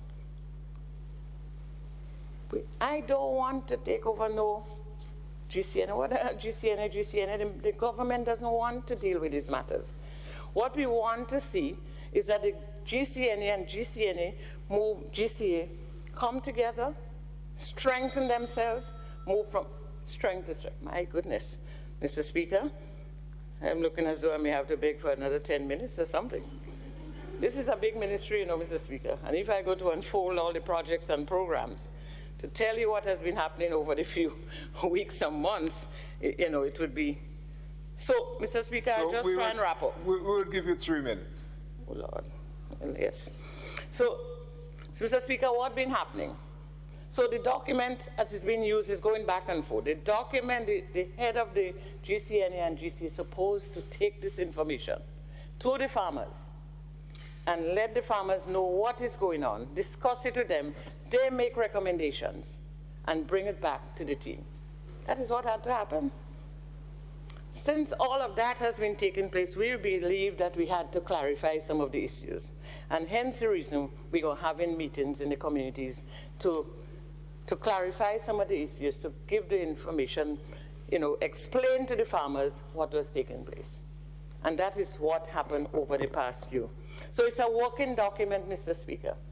The document is still going back and forth with recommendations coming from. But when I spoke with some of the farmers, they said they knew nothing about it. And when I spoke to one of the heads of the commodity boards, they said to me that they did not bring the information to the farmers yet because they thought they had to do some work up front because they thought the document was heavy. So that was the reason. So the farmers, they started to unfold information very late, Mr. Speaker, and that is what created all these problems. So the farmers are better they are a better way of things now. We still have a lot of work to do with them. And I don't know if we want to, the GCNA and GCA want to continue to run an organization that is not working. We have not seen so much growth. We have not seen much coming out. Thank God the GCA started with the chocolate factory and other things. But nothing much has happened with these two entities over the years. So why is it we don't want to come together? Everything is pointing to coming together, Mr. Speaker. As a matter of fact, one of the head of one of the boards was heading a team initiated by the GCA to look at all the documents, to look at the Caribbean and Compete Caribbean document, and come up with recommendations. And it's glaring us in the eyes. Out of the document coming out from the meetings that they have had, they recommended, they discussed, there are so much similarities between the two entities. They identified and pinpointed all the similarities. It's the same farmers. You know, a number of things came out of that. And two of the recommendations coming out of that the government should take a leading role in moving the organization forward. They agreed on the merger because of the similarities and a number of things that are happening already in the organizations, both organizations. So it's not difficult to pull the two together. And then they said in one of the recommendations that the farmers must be at the center of everything. So, Mr. Speaker, I don't know what is slowing down the process of moving forward. I think the problem is that our farmers need to be educated. They need to have all the information at their fingertips. They must be aware of what is taking place in both commodity entities, Mr. Speaker. If that was happening over the years, that we would not be in a situation like that today. So, Mr. Speaker, I know I don't have much time, but the committee is working, and very soon you would hear a public relations plan that is they are developing now, so they can go there and inform the public on the moves and where they are with the whole merger, Mr. Speaker. Mr. Speaker, I just wanted to mention that quickly because I think it's a very important project that is going to unfold, and it will impact the nutmeg and cocoa these two areas. It would impact them heavily, and I want to just give me an opportunity to share this information, Mr. Speaker. Mr. Speaker, in the month of August, Mr. Speaker, this land degradation neutrality transformative project I want to speak about here today is a project that will be unfolding here in Grenada. The focus will be on rehabilitation of abandoned croplands and agroforestry totaling 6,000 hectares of nutmeg and cocoa and forest lands left uncultivated after Ivan. It would improve soil fertility through use of organic manures and local grasses with economic value of 1,000 hectares. Implement soil conservation measures to restore degraded soil and farmlands in Carriacou, 1,000 hectares. This project, Mr. Speaker, will cost $20 to $30 million, Mr. Speaker. Presently, Mr. Speaker, a consultant is recruited to start the preparatory work this month, Mr. Speaker, so that they can submit it to the global mechanism. Mr. Speaker, this is a serious project that would impact the nutmeg and cocoa, these two bodies, Mr. Speaker. And so we have to really get things in order. We cannot have these serious projects coming up, and we're still in a situation where we cannot balance ourselves and move these industries forward. You're talking about between $20, $30 million, and a portion, a very highly considerable portion of it, because we spoke about resuscitating that sector when the whole discussion was in line with that project. And so, Mr. Speaker, if we don't do these things, if we don't get these things going in time, we would lose a lot of the benefits of this project, Mr. Speaker. So, Mr. Speaker, with these few words, there are much more, but I would like to thank you for the opportunity, and I hope that especially the GCNA and GCI, I hope they would really take this move that we are making to strengthen and organize this organization so that our farmers would benefit. Our farmers must benefit. A farmer said to me yesterday, Minister, I have so much nutmegs home, I wish the pool could open every day. He said that to me. And all this talk, these little farmers, when they talk to you, they talk deep in their soul. This is what they live by. That is what they live by. Yes? Mr. Speaker, I mean, the GCNA received money for price support, you know, the cocoa as well. We have been helping these entities for too long. The overdraft is overdraft or loan, is overdraft or loan. There is no contingency, no development plan. And so we cannot see the organization. Doing manuals and doing these things are little things, are small things, Mr. Speaker. I mean, to build on this value added they're doing at the moment. But this cannot resuscitate. This whole organization needs to be revamped and structured properly, using the skills, proper skill sets, to make sure that we move it forward. So, Mr. Speaker, I just want to close off and thank you for the opportunity. Thank you, Honorable Minister for Agriculture. Just before, I think I saw before the Minister for Foreign Affairs was the Minister for ICT.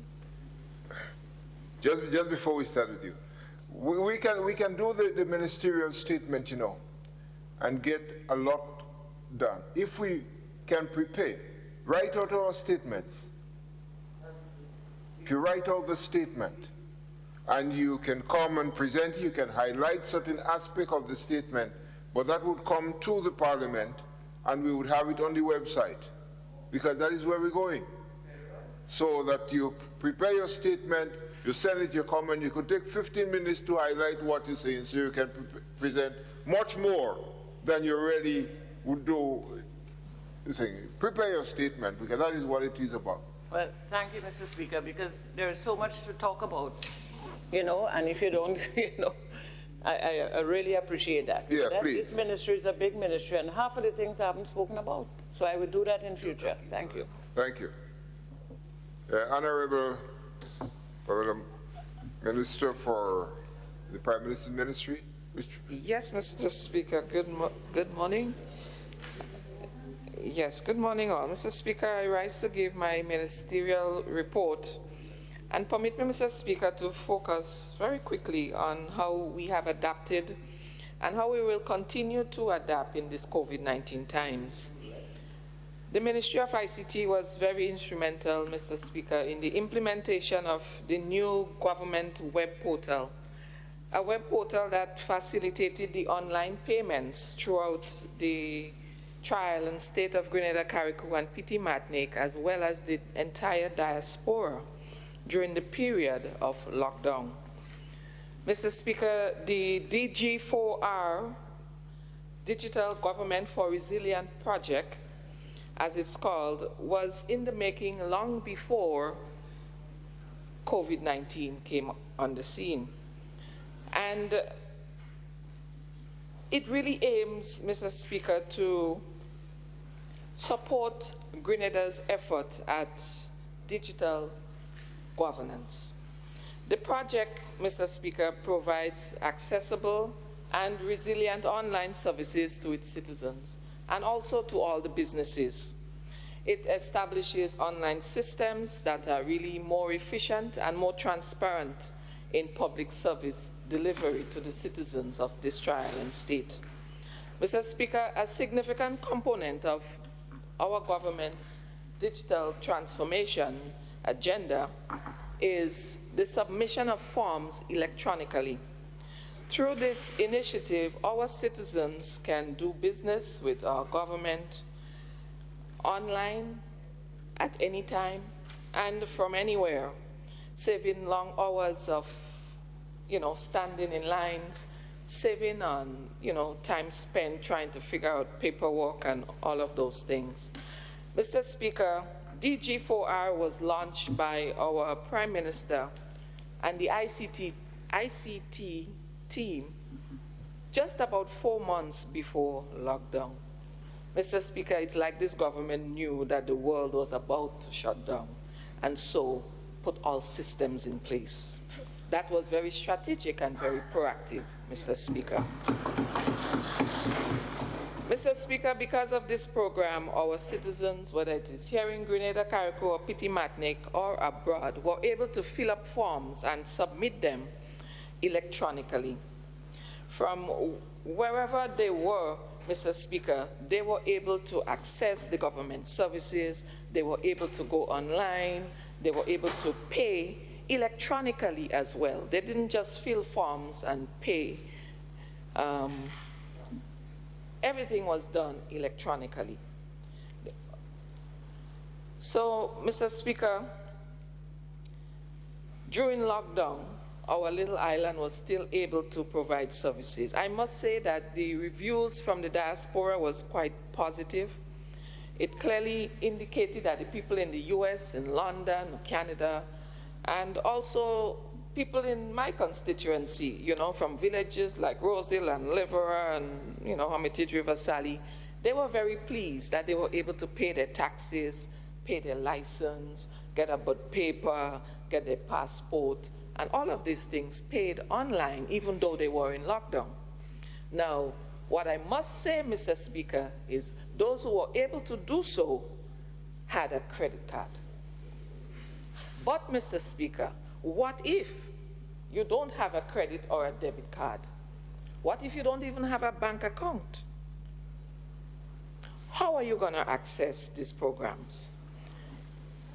It means, Mr. Speaker, that you would still have to travel all the way down. Like, for example, if you live in St. Patrick East, it means, therefore, that all of my constituents would have to pay 2 buses to come to St. George's, would still have to travel that long distance to actually pay government because they don't have those bank cards.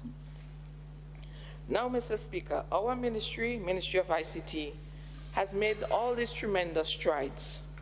But I want to say here today, Mr. Speaker, that we will not rest until we cater to all of our citizens. Because not everyone will qualify for a credit card. And as such, Mr. Speaker, we are committed to finding a way, to making a way, some way possible for everyone, including private businesses, where they can pay online anywhere from inside a village, whether you're in the back of Mount St. Catherine or Mont Long or, you know, wherever you are in Grenada, Carriacou, and Petit Martinique or in the diaspora, and you don't have a credit card, that you will be able to pay government in some way. Maybe it might be from your cell phone, you know, might be able to pay our government. Or you might be able to go into your village shop and pay your taxes from there. You know, pay for your passport, pay for your birth paper. Any such thing, Mr. Speaker. We will get back to this honorable House on that matter.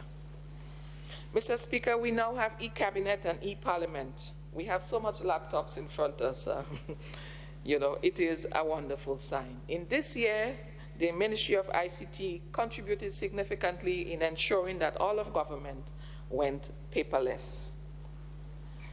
Mr. Speaker, we were prepared in March for Zoom meetings. In the month of March, this cabinet, this parliament was prepared to work remotely. And so when lockdown came, we never stopped working. We didn't have a rest, as some did. We continued to work because our Ministry of ICT had prepared for this. And so we were able to upload forms and still communicate as a ministry and as a government, and so to get work done. Did that contribute to our great success in managing COVID-19? Obviously, Mr. Speaker. Mr. Speaker, also the Office 365, which is used throughout the public service, was expanded during the period of lockdown to include more of our departments so that more persons can continue to work from home, work remotely, and so serve this country during those times. As a result, Mr. Speaker, Grenada is now Microsoft compliant with the implementation and expansion of Office 365. Mr. Speaker, we held our first cross-sector meeting for all ICT departments. Mr. Speaker, there's an ICT division in all ministries. Mr. Speaker, our ICT department is one of the most decentralized sector in this country. And as such, we have found it necessary, despite the fact that decentralization is great and it's what is fully recommended, but we are finding need to come closer together and so function as a closer unit. And so this sector, when we met last month we decided that we would do so monthly and, to share our ideas and also best practices. Mr. Speaker, the Ministry of ICT implemented training support which facilitated training of public officers online during the lockdown. The ministry facilitated the implementation of the MSTAR learning platform with the Ministry of Education and also upgraded ICT network systems and security function across all of the ministries of government. Mr. Speaker, the MESH project has brought high-speed internet to all government buildings, schools, and community centers across the country. This is almost completed, and it has served adults and children well during these COVID-19 times. Just recently, the River Sally Skills Development Center, which is still under renovation, was just outfitted with internet through the Ministry of ICT MESH project. In the area of needy assistance, Mr. Speaker, we have commenced the school uniform assistance program, and that is going on right now at our constituencies throughout the parishes in Grenada, Carriacou, and Petite Martinique. The Ministry of ICT again collaborated with the Needy Assistance Department to develop a school uniform voucher program app that is fully online. Yes, Mr. Speaker, the school uniform voucher program is almost paperless.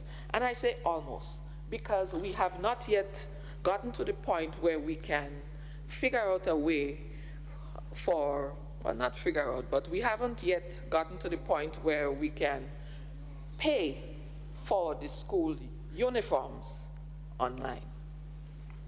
Mr. Speaker, all forms from the constituencies are now being uploaded to the Prime Minister's ministry using an app that's designed by our ICT team. This app, Mr. Speaker, has really removed the need for workers at the ministry or at the Prime Minister's ministry to stay late into the night, transferring the information from the form submitted into the computer system. There's no need for that. Mr. Speaker, because ICT has created this app for the Needy Assistance Program, the information that is filled out in the constituency goes straight into an Excel program ready to print, Mr. Speaker, once it is approved. Mr. Speaker, when you print, you know it's paper that's coming out. And our aim, under the guidance of our Prime Minister, is really to go paperless. Mr. Speaker, ICT commits again. ICT commits again to making this process paperless for 2021. We will explore the school uniform voucher fully, ensuring that it is online, and so we would not have to print, not even a single piece of paper for such program.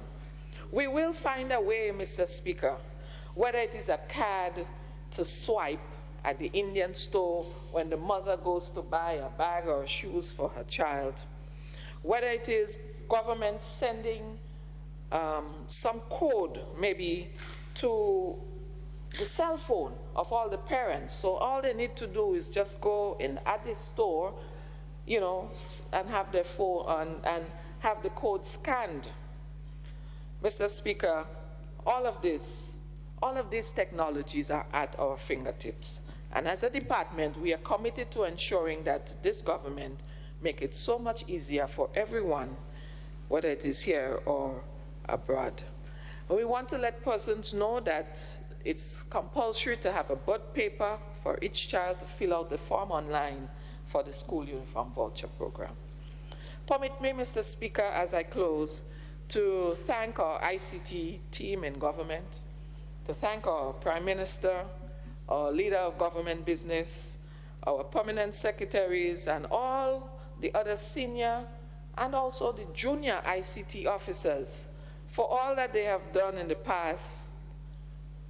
As you know, Mr. Speaker, all those things I spoke about here, I mean, I wasn't part of it all. I just joined the team. And so I want to be on record as acknowledging their hard work and their great works. And I want to thank them and encourage them to continue with what they have done in the past and, well, continue to do it now, all that they have done in the past and for the future. Thank you, Mr. Speaker. Thank you, Honourable Minister responsible for ICT. Honourable Minister responsible for Foreign Affairs. Thank you, Mr. Speaker.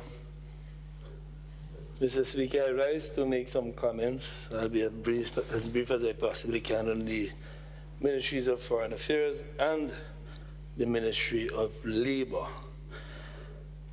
Mr. Speaker, the Ministry of Foreign Affairs continues to engage the international community as much as we can in the context and in the environment that has been created by COVID-19.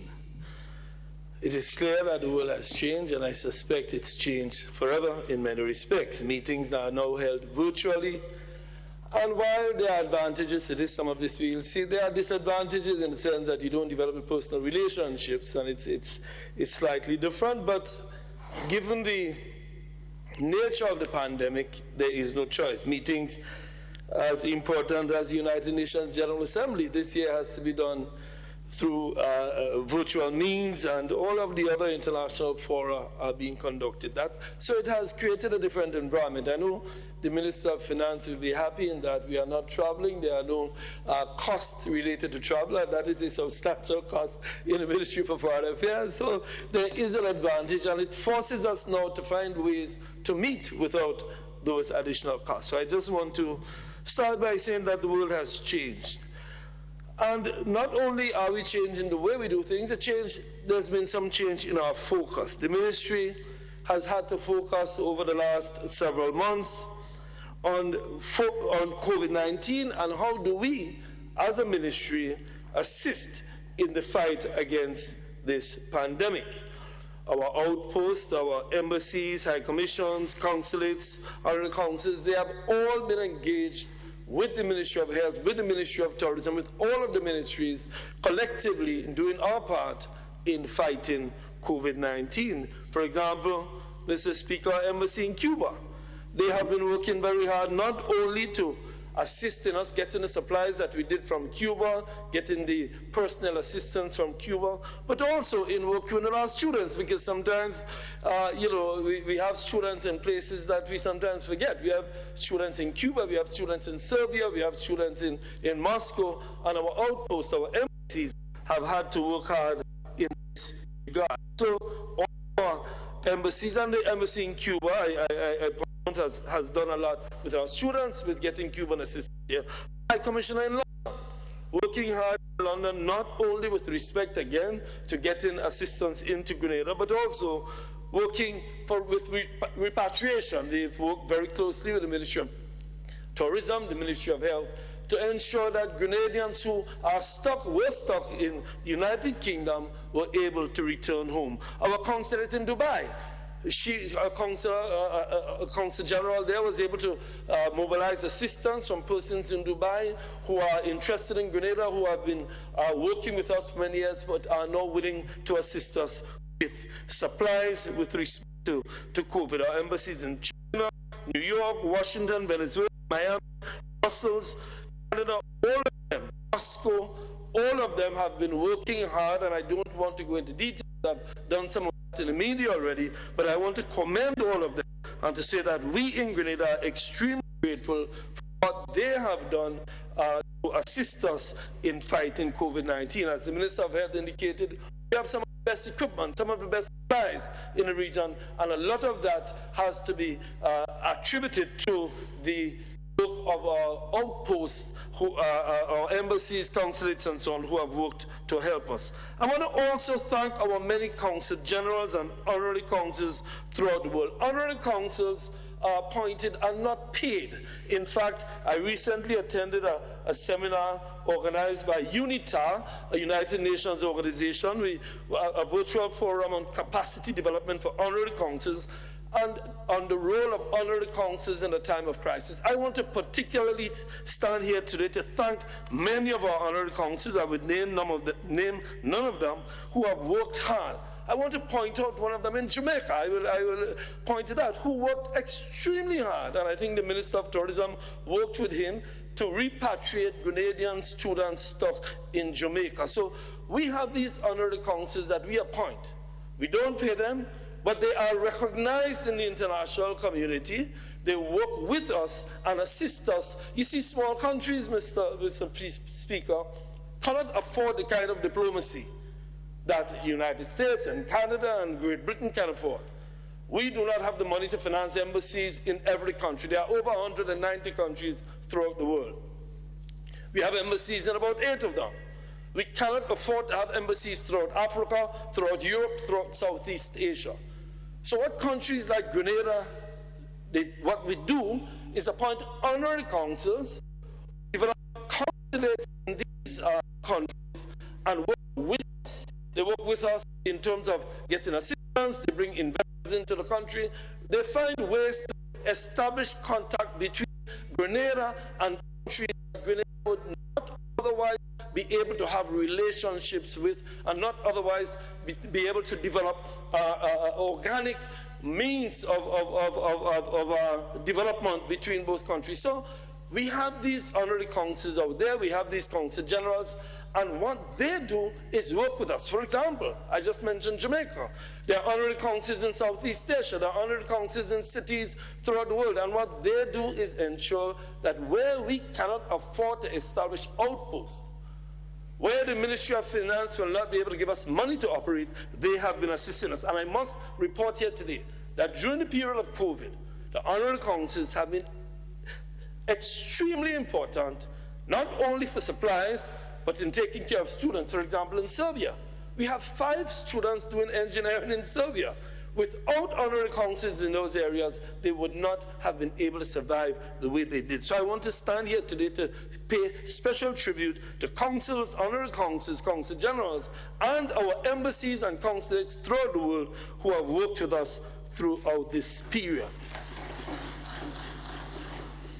I also want to thank Grenadians in the diaspora. I think the Minister for Works, recently we were able to contribute through our consulate in Toronto. We were able to donate sanitizer liquids, 20 huge bottles of liquids, 20 gallons, to the Ministry of Transportation to be used for the buses and to ensure that our buses are safe and the persons on our buses are safe. I want to thank the Grenadians in the diaspora, in Toronto in particular. I want to thank the consulate in Toronto for that donation, and they said it was to be given specifically to the Ministry of Transport. I want to thank them for doing that. So again, Mr. Speaker, therein lies the role of our consulates in Dubai, indicated our consulates in Canada, our embassies throughout. Therein lies the role of the Ministry of Foreign Affairs and the role of our ambassadors and diplomats throughout the world. I also want to thank the governments. I want to reiterate, I did it before, I want to reiterate. The Chinese government only yesterday gave us 10,000 masks. We've received assistance from the central government of the People's Republic of China, from the provincial governments in the People's Republic of China, from the embassy itself in the People's Republic of China, and from the private sector, Alibaba in particular, from the People's Republic of China. I want to publicly thank them for all that they have done for us throughout this period.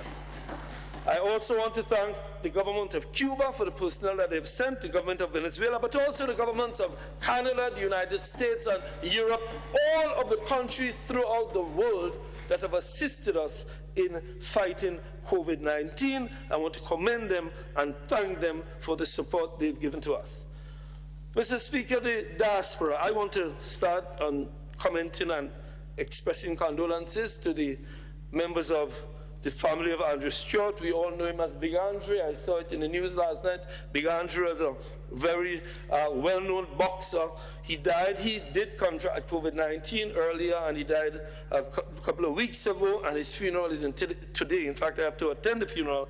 I want him, on behalf of the people of the town of St. George, on behalf of the government, on behalf of the Ministry for Diaspora Affairs, because he was in contact with us constantly throughout the period, I want to express our deepest condolences to Andre's family on his passing. In the Ministry of Foreign Affairs, we've also engaged the diaspora on developing the diaspora policy. That policy we hope to lay out in December. We've had meetings with Grenadians throughout the world on it. Mr. Speaker, I spoke about the advantages, the disadvantages of the Zoom. One of the advantages is now that when we have meetings, I said earlier the Ministry of Finance will be happy that we don't fly anymore, so the travel budget is down. But another benefit is the fact that we can meet Grenadians in these meetings anywhere in the world. So we don't have to go to New York to meet with the New York diaspora and to Toronto and fly from New York to Toronto to Washington. We call a Zoom meeting, and we have 500 people on it from every part of the world. And we held one of those meetings to help develop the diaspora policy, and these meetings are ongoing, and hopefully by the end of the year, we will have developed a full diaspora policy so that we can work the diaspora into organically being involved in the development of this country. It is something we've said, and it's something we continue to say, but more importantly, this government continues to work hard to ensure that the diaspora is not only there when we need them for something, but they're also there to contribute to development through their ideas, through participation, and through other means other than simply when we need them to get stuff. So I want to say that the government is working actively towards that, and we at the Ministry of Diaspora Affairs have done a lot to get us there. So that, in a nutshell, Mr. Speaker, is a quick report on the Ministry for Foreign Affairs. I want to turn to the Ministry of Labor for a few minutes. COVID has presented many challenges. One of the huge challenges is the impact it has had on workers and businesses. And workers and businesses are interrelated, Mr. Speaker. We have met with unions, we've met with businesses. In fact, our Labor Commissioner has been extremely busy meeting with workplaces where there have been layoffs or where decision has been taken to work with the unions and to work with the workers to avoid layoffs where that is possible. He has met with over 20 workplaces in that regard. He's met with hundreds of workers to avoid the layoffs, to find ways to change the shifts, to implement shift systems.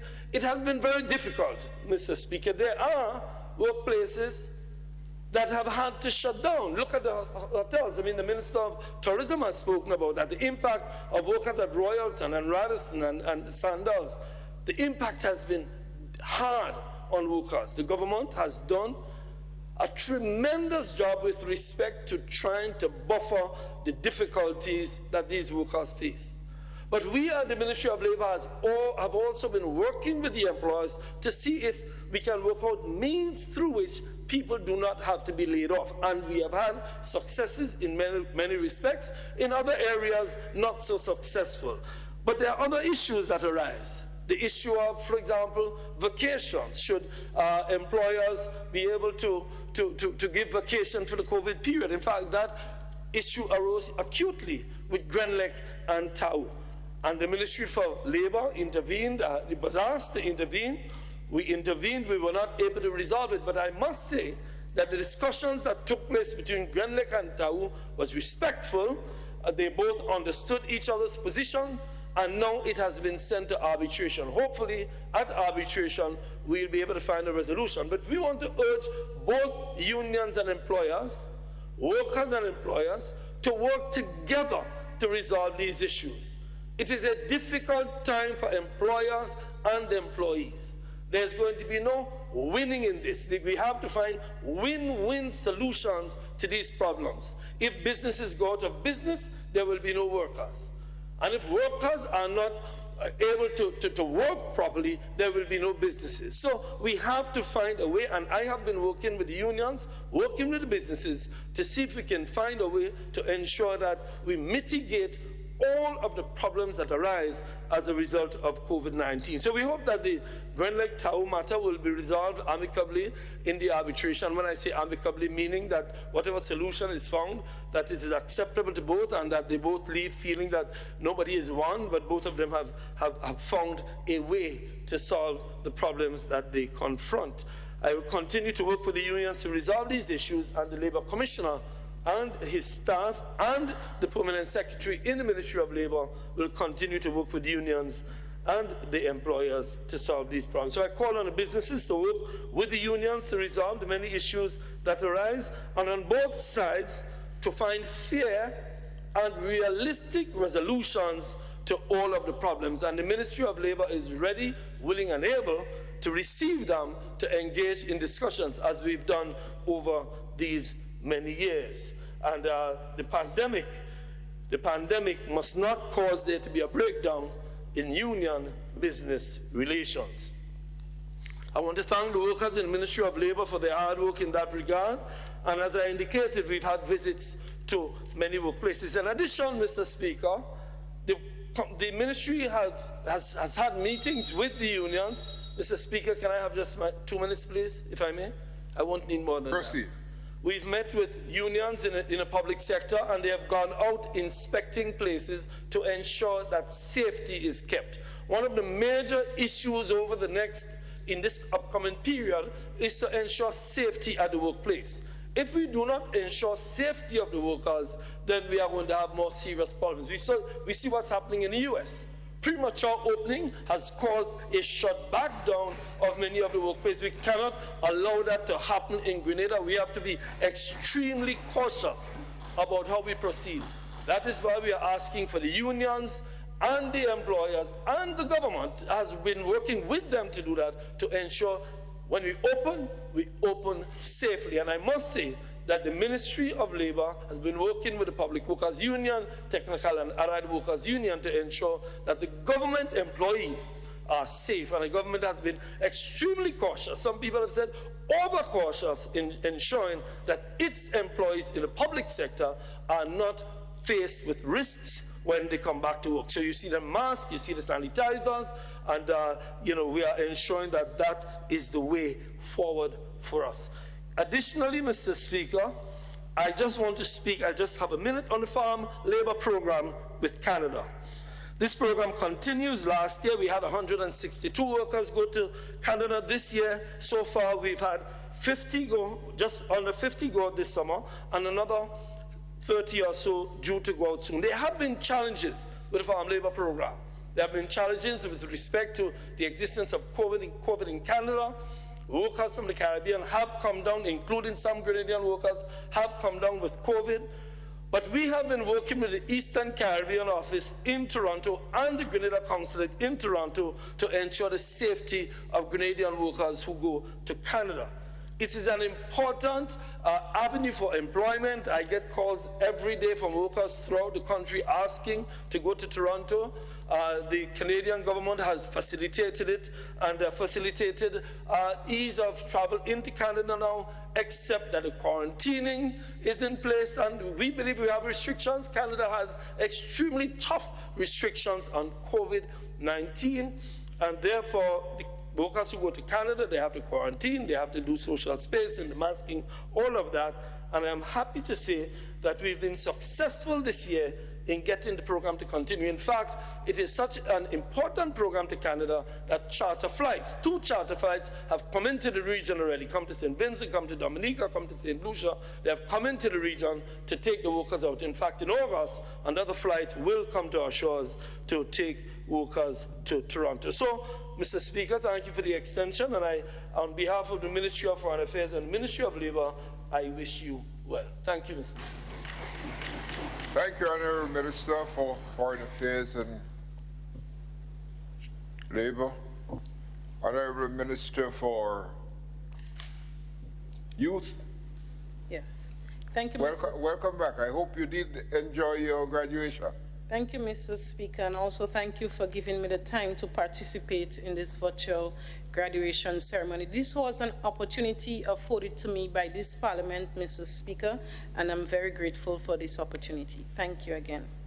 Mr. Speaker, this morning, I am very pleased to report on the activities of the Ministry of Youth Development, Sports, Culture, and the Arts over the past few months. Mr. Speaker, the government of Grenada continues to invest heavily in the young people of our country, as we believe it is important to prepare them for the future development of Grenada. Mr. Speaker, COVID-19 has indeed affected many of our programs and projects that we have planned for the young people. However, we continue through the alterations of the programs, and I am happy to report that many of our programs are ongoing despite the challenges of COVID-19. The Imani program, Mr. Speaker, one of the flagship programs of the Ministry of Youth. We have faced many challenges over the period, and that is because of the closing down of some businesses or restructuring or delay in the reopening. However, Mr. Speaker, our supervisors and monitors of the program continued to engage our trainees through virtual means in different sessions aimed at capacity building. Mr. Speaker, I do want to commend our supervisors, mentors for this commitment and the continued efforts they place in the trainees to ensure that all the protocols have been met and that they are increasing their capacity in what they're able to do, Mr. Speaker. Mr. Speaker, I am happy that the Imani program continues to propel many of our young people. And we can think about those who come into our program from a CXC, just only having CXC and moving on to master's degrees. We have had trainees who came into the program with no level of training in any specialized area, and today we have many of our trainees moved on and leading businesses, Mr. Speaker. So the program has been providing serious empowerment to our young people, and we are pleased to continue with this program. I'm also happy in the face of COVID-19 that the Cabinet has agreed that we are able to launch a new batch of Imani trainees come September this year, Mr. Speaker. Mr. Speaker, during this difficult period for all of us, we have had many of our trainees in the front line also, and I do want to recognize them. We have had many of our trainees at the various hospitals, at the police stations, the nursing homes and so on. They continue to play a valuable role, making valuable contributions to these institutions, Mr. Speaker. The trainees who have been in the front line, some of them do not get the recognition that they deserve, but I want to recognize them today, Mr. Speaker. The social care units of the Imani Secretariat during the period raised resources to provide food hampers to some of the trainees who were in urgent need, Mr. Speaker. They were able to ensure that all of the sessions provided to our trainees were done via Zoom, Mr. Speaker. So I commend the social care unit for the work that they have done with the Imani program. As I continue, Mr. Speaker, I wish to highlight the work that we have been doing at the Youth Bees Support Center located in St. Mark. The Youth Biz Department continues to encourage youth entrepreneurship. And that is where we provide training, business support, and financial support to many of our young people. They go out into the communities, encourage youth entrepreneurship, encourage the young people who have business ideas, and they help them to materialize it. And Mr. Speaker, I'm happy that this year, new loans were approved to young entrepreneurs in the amount of $126,000.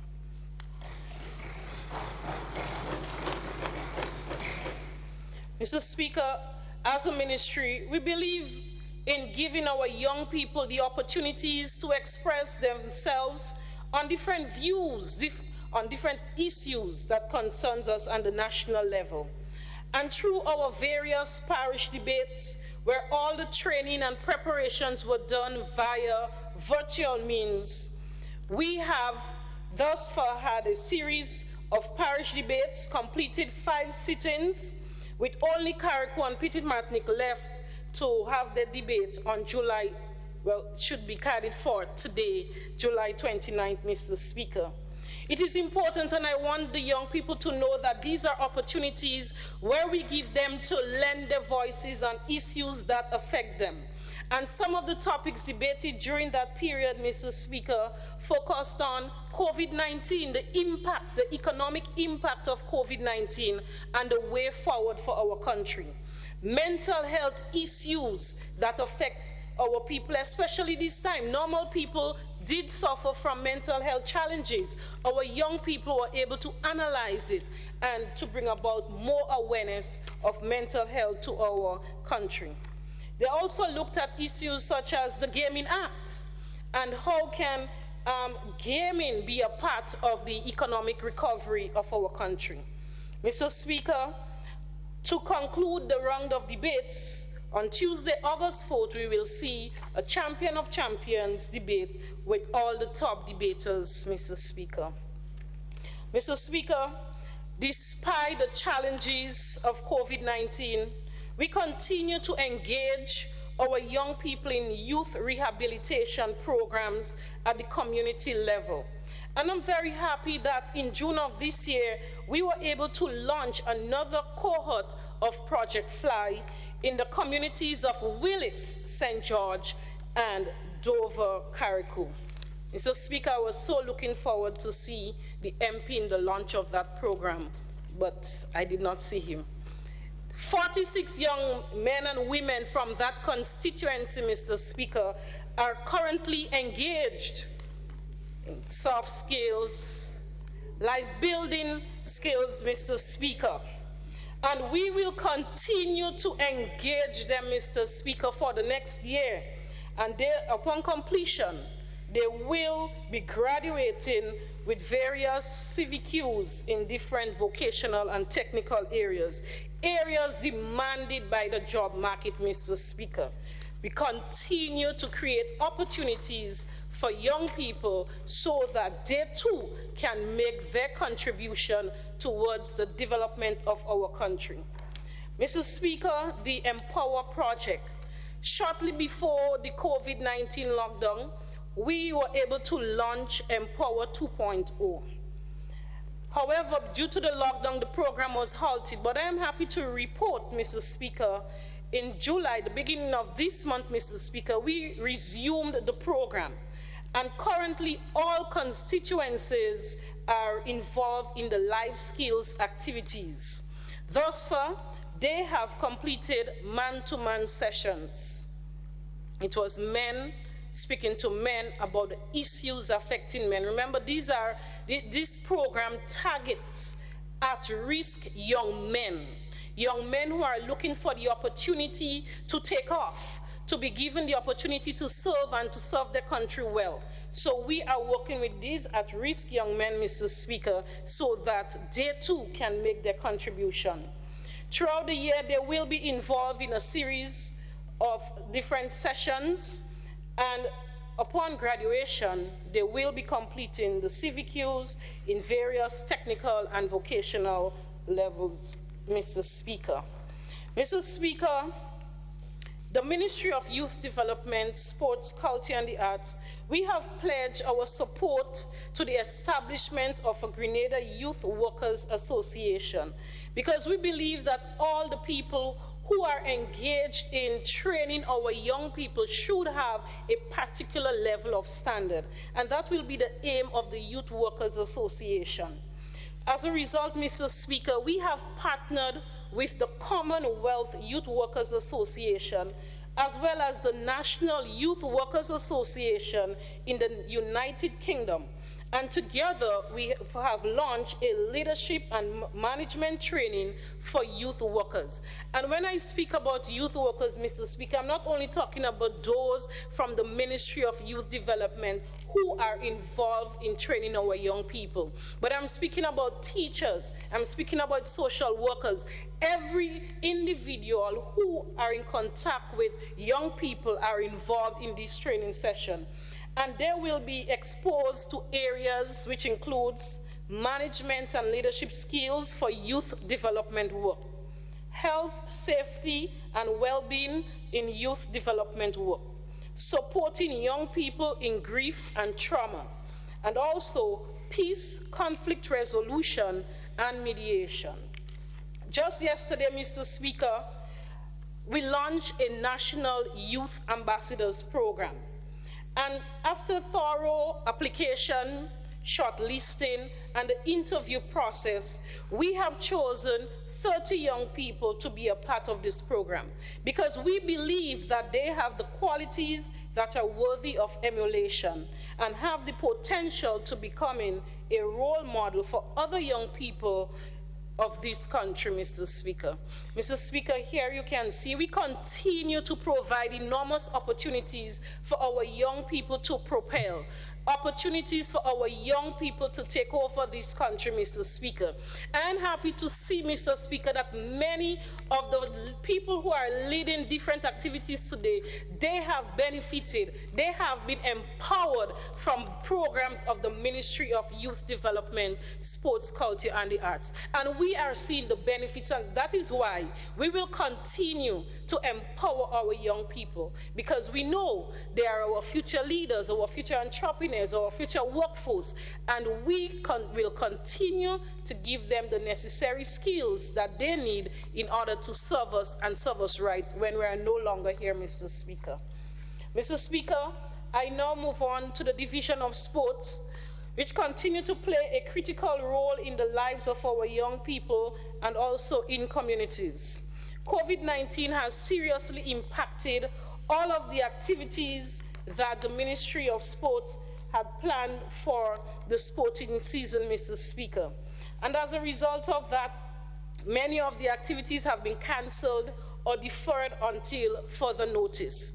But the division continued to work and has embarked on the following: upgrades of the following playing fields to create and maintain the appropriate facilities and enable further development of sports and opportunities at all sporting levels.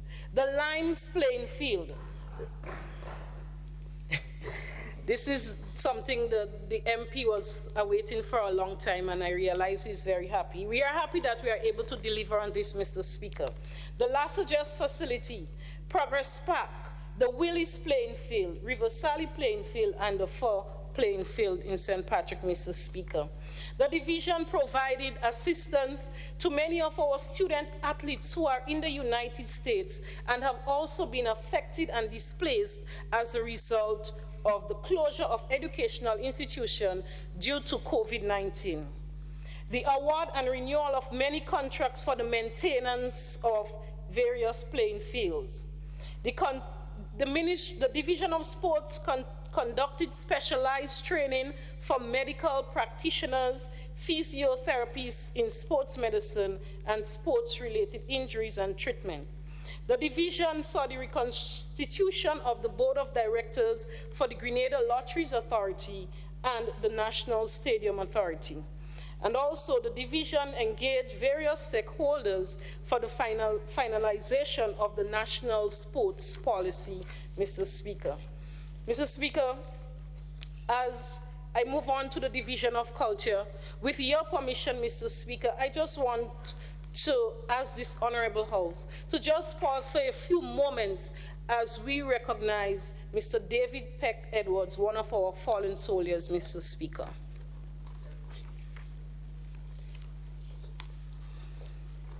Thank you, Mr. Speaker. Mr. Speaker, we all know that Mr. David Peck Edwards was a true cultural icon, a true pan-hero, and he has contributed immensely to the development of culture in this country. And we salute the work that he has done. And today, we extend our deepest condolences to his family. Thank you, Mr. Speaker.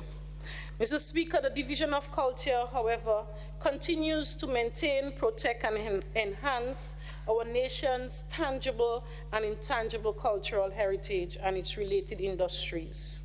And in 2020, Mr. Speaker, the division focused on the following: the commissioning of a music lab at the McDonald's College and the near completion of another music lab at the St. Andrew Anglican Secondary School. The provision of support to many of our local artists who participated in the International Soca Monarch in March, and that was before the lockdown. There was a reconstitution of the Board of Directors of the Grenada Cultural Foundation. And very importantly, Mr. Speaker, the division continued to work as we design the concept design for the Simon Cultural Center, Mr. Speaker. And this is a project we all know that is very close to my heart. And I always say to people, it's very close because this was one of the Simon Cultural Center assisted me in going to school, Mr. Speaker. That is where my father used to raise his little money when they had events there by setting up a simple bar, Mr. Speaker.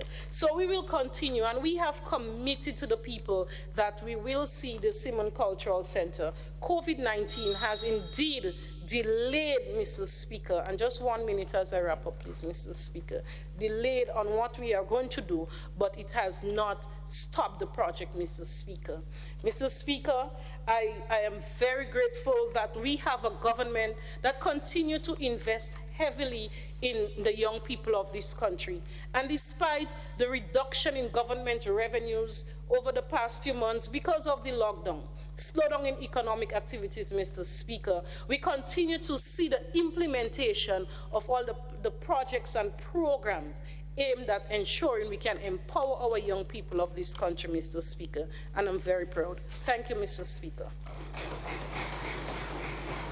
Thank you, Honourable Minister for Youth, Sports and Culture. Honourable Minister for Carriacou and Pediatric Affairs and Minister for Legal Affairs. Thank you, Mr. Speaker. Mr. Speaker, briefly, I just want to take this opportunity to first and foremost commend the various officers attached to the Ministry of Legal Affairs, especially those in the Attorney General chambers, the Attorney General himself, and those in the drafting unit of the Ministry of Legal Affairs.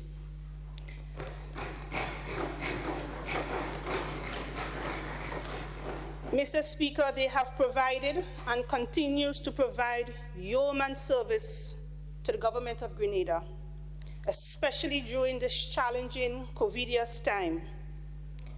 They have worked closely, Mr. Speaker, with the COVID committee, the Ministry of Health, the various stakeholders, to ensure that the legal framework or platform was laid to ensure that the COVID pandemic was managed successfully, so that is, in our country. And so, Mr. Speaker, this division or department will continue to ensure that the legal framework and the platform is there to guarantee and to continue to protect our people. Mr. Speaker, I wish to inform this Honourable House that the Ministry of Legal Affairs, the Attorney General chambers, have been working on several other bills other than COVID related bills, most notable of which, Mr. Speaker, is the National Sex Offenders Registry Bill. This is a bill, Mr. Speaker, what we have been talking about for quite some time. A bill I know that the Honorable Prime Minister is excited about, and also the Minister of Social Development, who have been assisting us in this process. Mr. Speaker, this bill is presently in the consultative stage, having presented same to the Grenada Bar Association and to the other stakeholders for comment and for feedback. Mr. Speaker, we also continue to work on various amendments to the Criminal Code, the Evidence Act, and other pieces of legislation to deal effectively with the burning issue of sexual abuse, especially amongst children. We continue in this regard, Mr. Speaker, to receive meaningful feedback from all the stakeholders before same is finalized and brought to Parliament for passage. Mr. Speaker, also, we continue to work on the Nutmeg and Cocoa Bill 2020, which is also in the consultative stage. Mr. Speaker, it is very clear and evident that the Ministry of Legal Affairs has to do a lot more in terms of public engagement and consultation with respect to substantive legislations that the government intends to enact and to legislate. Mr. Speaker, we have heard the cry for greater and deeper participation. And in this regard, Mr. Speaker, we will strengthen the existing mechanisms at the Ministry of Legal Affairs to ensure that this happens as we forge ahead. Mr. Speaker, over in the Ministry of Carriacou and Petite-Martinique Affairs, we continue to work to ensure that we keep COVID-19 at bay. Inter-island travel has resumed, albeit in a very limited way. Recently, SVG Air recommenced its operations at the Lauriston Airport, providing airlift between Grenada and Carriacou 3 days per week. The ferry service has also resumed, providing service 3 days a week, also ensuring that the relevant protocols and regulations are abided by. Mr. Speaker, various programs within the Ministry of Carriacou and Petite-Martinique Affairs are also ongoing, such as the Food Security Program, wherein farmers are being assisted with agricultural implements to assist in their farming. And Mr. Speaker, for the very first time, we are participating in the Farm Labor Program, wherein farmers are assisted with the provision of labor on their farm. In this regard, Mr. Speaker, I want to thank the Honorable Minister of Agriculture for ensuring that we are in fact included in this program. Over 26 farmers, Mr. Speaker, are expected to benefit from this program, along with 2 of our government estates, being the Limley Farm and the Dumfries area. Mr. Speaker, we look forward to our participation in the backyard gardening program, where we expect over 150 persons, vulnerable persons, especially our women, to be benefited from this program. Mr. Speaker, COVID-19 has taught us so many lessons, so many things, and one of which is that we must continue to place greater emphasis in agriculture. And so the Division of Agriculture within the ministry has been tasked with the responsibility and the mandate to ensure that this sector is strengthened on the islands. Mr. Speaker, we continue to work collaboratively with all the relevant stakeholders, the line ministries, to ensure the implementation of many government programs and projects. And today, Mr. Speaker, I was very heartened to hear of the existence of the X-ray machine on island that is destined for our Princess Royal Hospital, which is now presently under construction. It is now being, as Minister Steele, Minister of Health would indicate, it is now being smarting. Both our Princess Royal Hospital and our Hillsborough Clinic is under construction. I was also heartened to hear, Mr. Speaker, of the award of the contract for Bishop's College, Carriacou, a school that has been in a deplorable condition for a long time. And I'm happy to hear that within a couple days or weeks that we should actually see boots on the ground. There should actually be a third sunny ceremony. Mr. Speaker, also presently under construction is our OIC building, or NADMA building in Bel Air, Karakou. This is something, again, Mr. Speaker, we're extremely excited about and cannot wait to see the finished project. All in all, Mr. Speaker, we continue to work with all stakeholders, all sectors, to ensure that we remain vigilant, we remain clear of COVID-19. I thank you, Mr. Speaker, for your time and your attention. Thank you kindly, Honorable Minister. Honorable Minister, you're not switching on?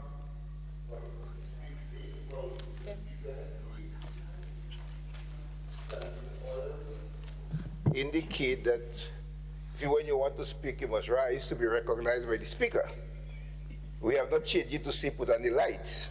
So when you recognize me, I then move to put on the light. So thank you. Thank you very much. So Mr. Speaker, I rise to make a statement as the Minister responsible for Trade, Industry, Cooperative and CARICOM Affairs. Let me state that COVID-19 has been a real challenge for the business sector. But it creates a number of opportunities which I will highlight briefly, given the limited time I have. Mr. Chair, as of the end of, Mr. Speaker, at the end of 2019, we had 4,428 registered businesses in Grenada that comprise micro, small, and medium-sized enterprises, which represent 90% of all businesses in Grenada. So the COVID-19 had a terrible effect on these businesses. But I must commend this government for the response to small businesses. In the budget of 2020, $5 million was allocated. And when COVID came along, the first decision that this government took under the stimulus package was to allocate an additional $5 million EC. That was first. Given the role created by small business, the number of jobs that are created, economic activities in all various sectors, these 4,428 businesses, Mr. Speaker, comes from 15 different sectors. And the Small Business Development Fund has become necessary over the years because these small businesses cannot access finances from the traditional financial institutions, like the banks and the credit unions, who are risk averse. They do not want to give a loan of $10,000, $25,000, and these things to small businesses, so therefore the government had to step in and say, we will make these finances available to you so that you can carry your businesses. And that has created a lot of jobs and led to improvement and led to a lot of people getting involved in businesses now that would not have happened because of the lack of access. And you might find that very contradictory because the banks are very liquid. So you could be so liquid and yet you are not lending to small businesses. And the government must turn and make these funds available to small businesses. The conditions for the small businesses are also reviewed. Unsecured loans now under the Small Business Development Fund have moved from 7,000 to 10,000 unsecured. The maximum amount increased from 25,000 to 40,000. And the interest, most importantly, moved from 6% to 3%. That is this new condition as a result of COVID-19, and in order to stimulate economic activities and to put these small businesses back on track with the finances, the interest rate has dropped from 6% to 3%. And a moratorium have also been granted for 6 months to existing loans from the Small Business Development Fund. That is a fund, Mr. Speaker, that had tremendous impact and will continue to have impact, because the number of applications we've seen and has increased exponentially from the start of this fund in 2014 to now. You've seen a lot of interest and a lot of small businesses all over the place. Mr. Speaker, I wish to look at some trade figures and draw the population attention to some very critical things that we can do. I mentioned in the last sitting of Parliament that our trade deficit is 1.05 billion EC dollars, means that we imported 1.05 billion more than we exported. And when you look at the food input bill, it stands at $350 million, food input bill. Now, as a result of COVID, is a program for food security under the Ministry of Agriculture, in conjunction with the farmers and the marketing board. It provides a very good opportunity now to reduce this food input bill. Every year, the Ministry of Trade embarks on a program to promote local production, say, eat local, grow what you eat. And every year, Mr. Speaker, we see that increase in the food input bill, despite the fact that we try to encourage people to eat local. What has happened in COVID now? Closed down. You are forced now to look internally, to support our farmers, to eat what we grow, all the healthy fruits and vegetables that we produce. Imagine the white potatoes, Mr. Speaker, that you refer to as Irish potato.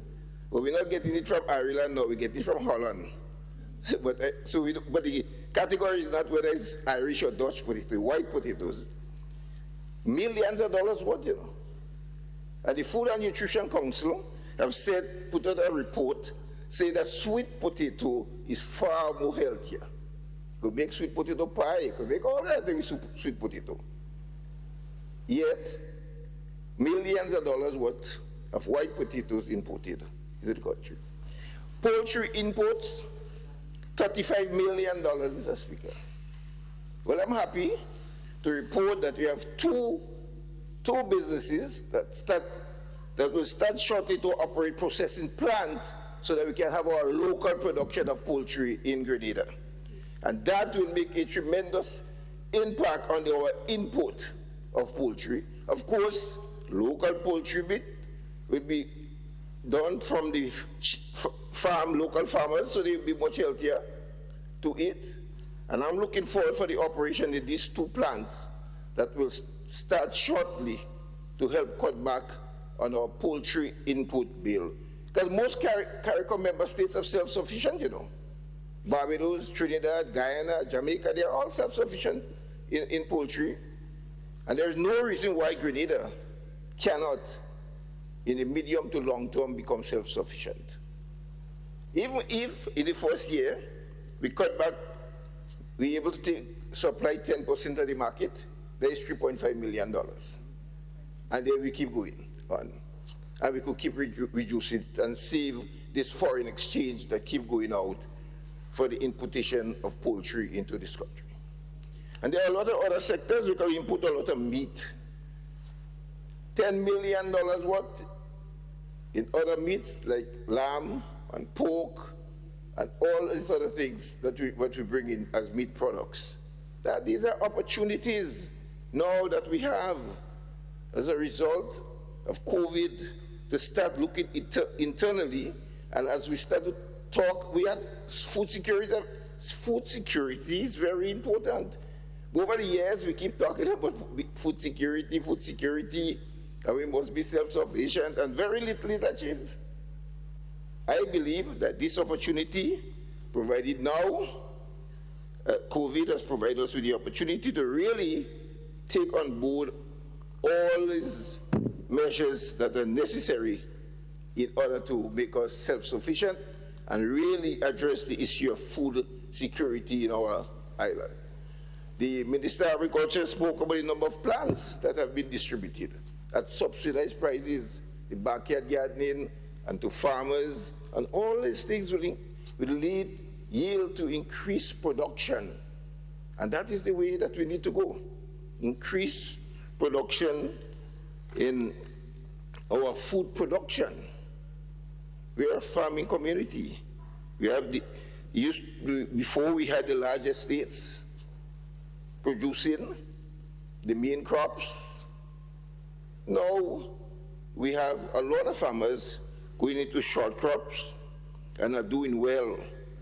Farming has to be operated as a business, and we have to look at really addressing this issue, Mr. Speaker. Mr. Speaker, and the CARICOM front, Grenada is now the chair of the Council for Trade and Economic Development, and that's by rotation every 6 months. We have had a very successful quoted meeting held virtually. Every member state was represented, and at good numbers. Every member state had at least 5 other members with the minister have joined in at the meeting. It was the largest quoted meeting we ever had. The largest quoted meeting we ever had, and the most successful one too. Because a lot of discussions took place at this meeting. The meeting actually ran from 10 a.m. to 4 p.m. 10 a.m. to 4 p.m. because we wanted to cover the entire agenda.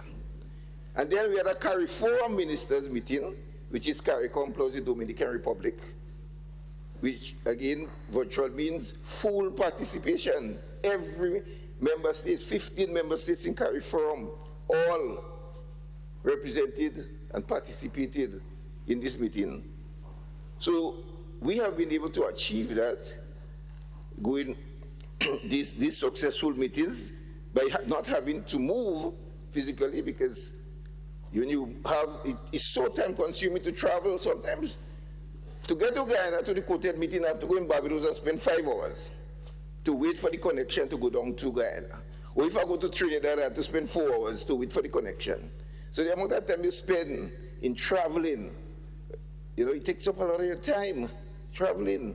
Then when you get there, you have to come back. And so with this virtual meeting, I think you will see that trend moving forward. Face-to-face meeting is something that I think will seldom happen, because even though, because of COVID, there is no urgency to travel, People are scared. One of my friends said there was a meeting, and he said the meeting will be, in November, So will you be attending, because we want you to make a presentation? I said, listen, Grenada is the safest place in the world. Why should I leave Grenada and go to our next country? I say I will do it by virtual means. I'm not leaving Grenada and go anywhere. We're free of COVID. You want me to travel to a meeting to make a presentation when I could stay right here in Grenada and make the presentation to any part of the world? So that's the reality that we have to deal with. The travel budget, as the Minister of Foreign Affairs says, his travel budget now will go right down because you don't have to travel. You will use. So there's some savings we have, which we need with the declining government revenue. Mr. Speaker, that's something, well, I'm sure that the Minister of Finance will speak about. Government revenue continue to decline, and it's obvious. You have to, the port closed, Mr. Speaker, 48% of government recurrent revenue comes from the port. 48% of the total recurrent revenue comes from the port. So if you are locked down, and VAT is a main source of revenue, and you do not have business activities to generate VAT, it's obvious that your revenue will fall. And despite of a drop of 50% in government revenue, the government continued to pay salaries on time of $23 million every month, you know, Mr. Speaker. Some people start wondering if it was not for this government that's in power, whether or not they will get paid. Because in the absence of a pandemic, you couldn't pay. You know, they have a pandemic, what you expect? So, we have been able to manage. Imagine the government paying hotel workers. When we presented that budget, nobody thought you'd have to take money and pay hotel workers because you wasn't prepared for COVID-19. I mean, the government have to pay hotel workers and pay taxi drivers and pay out all this money in a stimulus package in the face of declining revenues. Because we raise revenue by taxes. That's how we get the revenue from. Inland revenue, the taxes are the inland revenue, the taxes are the port. So if all start dropping and the government have to continue like that, then obviously the Ministry of Finance and the Minister will have to examine how long we could continue in this thing, because it's a worrying situation, you know. You present a budget at the 1.2 billion, and 3 months in the year, you know, January, February, March, you get hit, you know. And in the next 9 months, you have all this provision to make, with all this additional demand, to make with the revenues down. So it requires serious planning and serious leadership, but I'm confident that we have the right team in place at the right time to take this country forward. And that is why we'll be able to manage. Mr. Speaker, just 2 minutes and I'll wrap up. In the area of cooperatives, this is also an opportunity. We are embarking on the formation of cooperatives to bring people together so that they can take the opportunities to start provided, getting into light manufacturing, getting into different areas to help create business opportunities. And we think that cooperatives is one way. So the cooperative department is actively going around, even during this time, meeting with groups, encouraging them to form cooperative, letting them know the conditions under which the cooperatives can be formed. We are confident that during this period, as a means of ensuring economic stability, we will see some more cooperative being established. That is the non-financial cooperative. As you know, we have the financial cooperative with the credit unions and the non-financial cooperative. So we are placing emphasis on the non-financial cooperative. But it's a period where everybody will have to make sacrifice. Businesses, government, and the population will recognize that this period calls for sacrifice so that together we will come through this period successfully. I thank you, Mr. Speaker. Thank you, Honorable Minister for Economic Affairs. Honorable members, it is now 1 o'clock. And I was hoping that we may have lunch at 1, but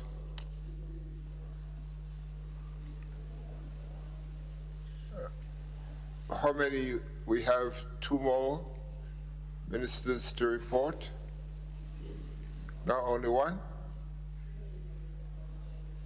Then we can take the Honorable Minister for Infrastructural Development, and we'll proceed to lunch afterwards. You want to go to? Okay. Thank you, Mr. Speaker.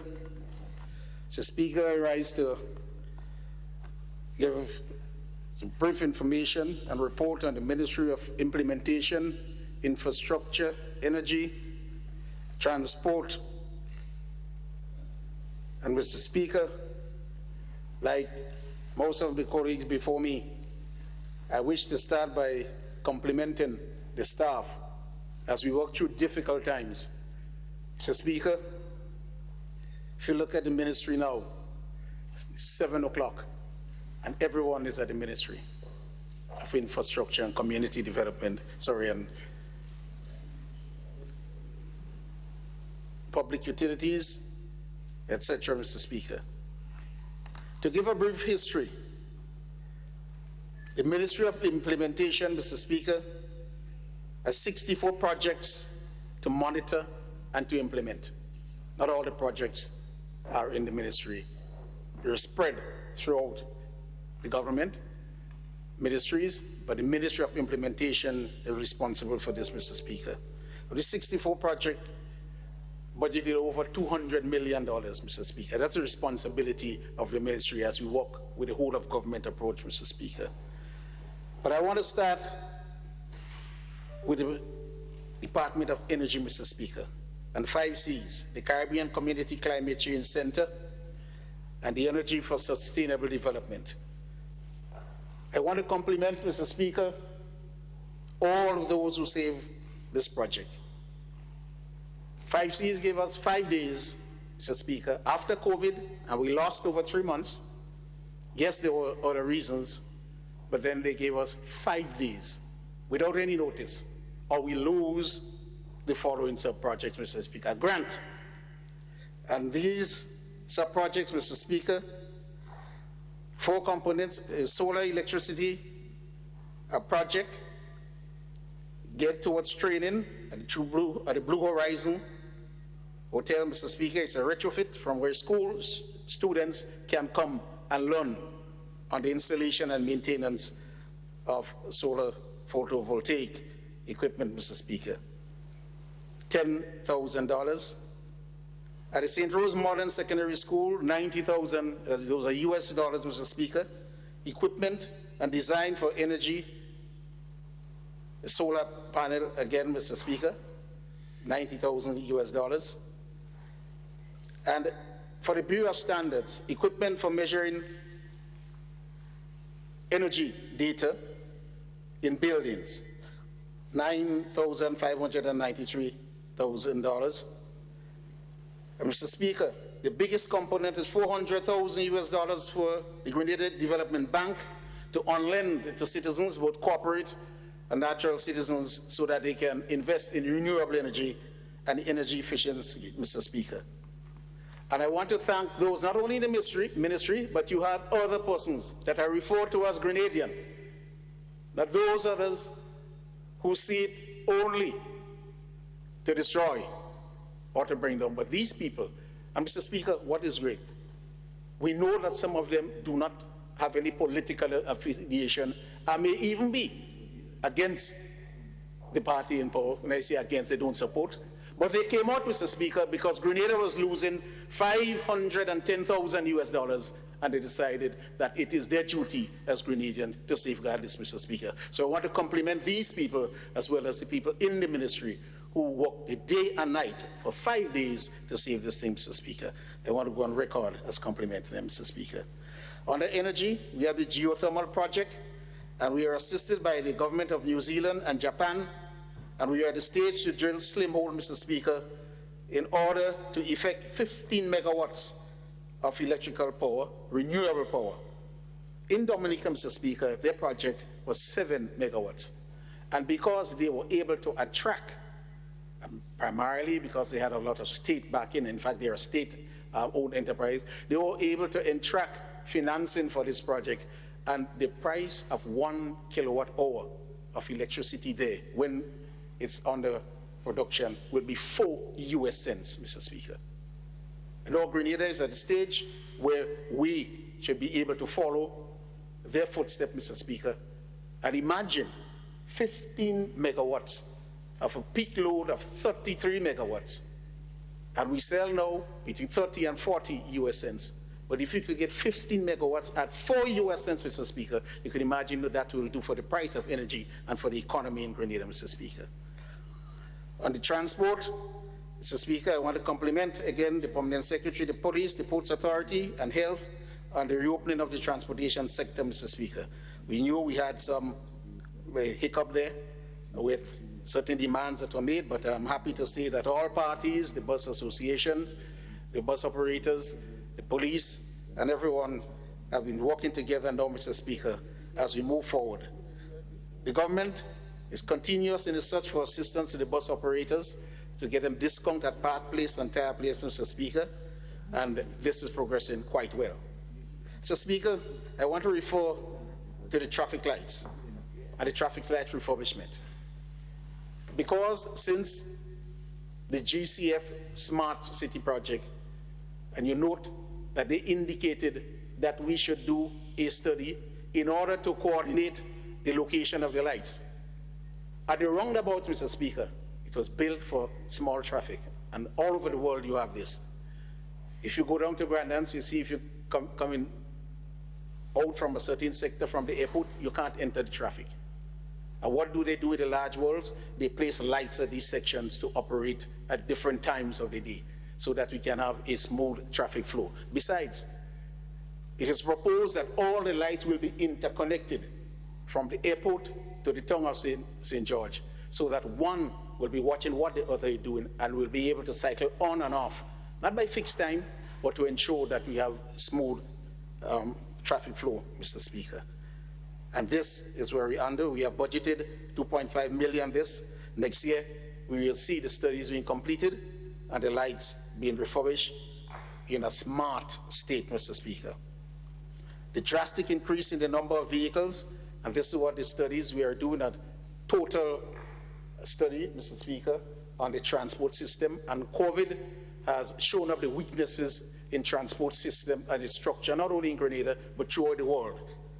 Developed and non-developed countries, Mr. Speaker. And what we have to look at is the role the businesses play in the traffic being at peak times. What instead of having a peak, and you want to smooth it out, Mr. Speaker, and obviously if we move the time of businesses in some areas, then this could happen. So that study will tell us exactly what to do and the structure of the transport system, Mr. Speaker. Mr. Speaker, as I move to the infrastructure itself, and I want to start with the reopening of the construction sector and to thank all the private sector who participated with us on that subcommittee. And to date, we have started to note and take data on the private sector. We never did that before, Mr. Speaker. But they opened first. And of the end, going towards July, by the end of July, if we predict what we have, 561 job sites. We had to inspect and clear the sites. The ministry had to do this. And 4,200 persons have returned to work since the reopening of the construction sector. And this is in the private sector, Mr. Speaker. We're not talking about the public sector investment program yet, Mr. Speaker. So what are the projects that we have in play, Mr. Speaker? We have the agricultural feeder roads, $46.8 million. We have signed the contract. And right now we're speaking with the contractor to ensure that people in the area of work are engaged. And we expect to see, Mr. Speaker, in less than 30 days that the construction should start because everything is in place now, Mr. Speaker. The Grenville Commercial Complex, we're at the tendering stage. That's the building, the Ministry of Finance building, where all the Inland Revenue Department will be, and where we'll have a big anchor tenant, the Grenada Cooperative Bank. And so we have 6 contractors, and we're shortlisting, Mr. Speaker, so that they can send in their tender documents.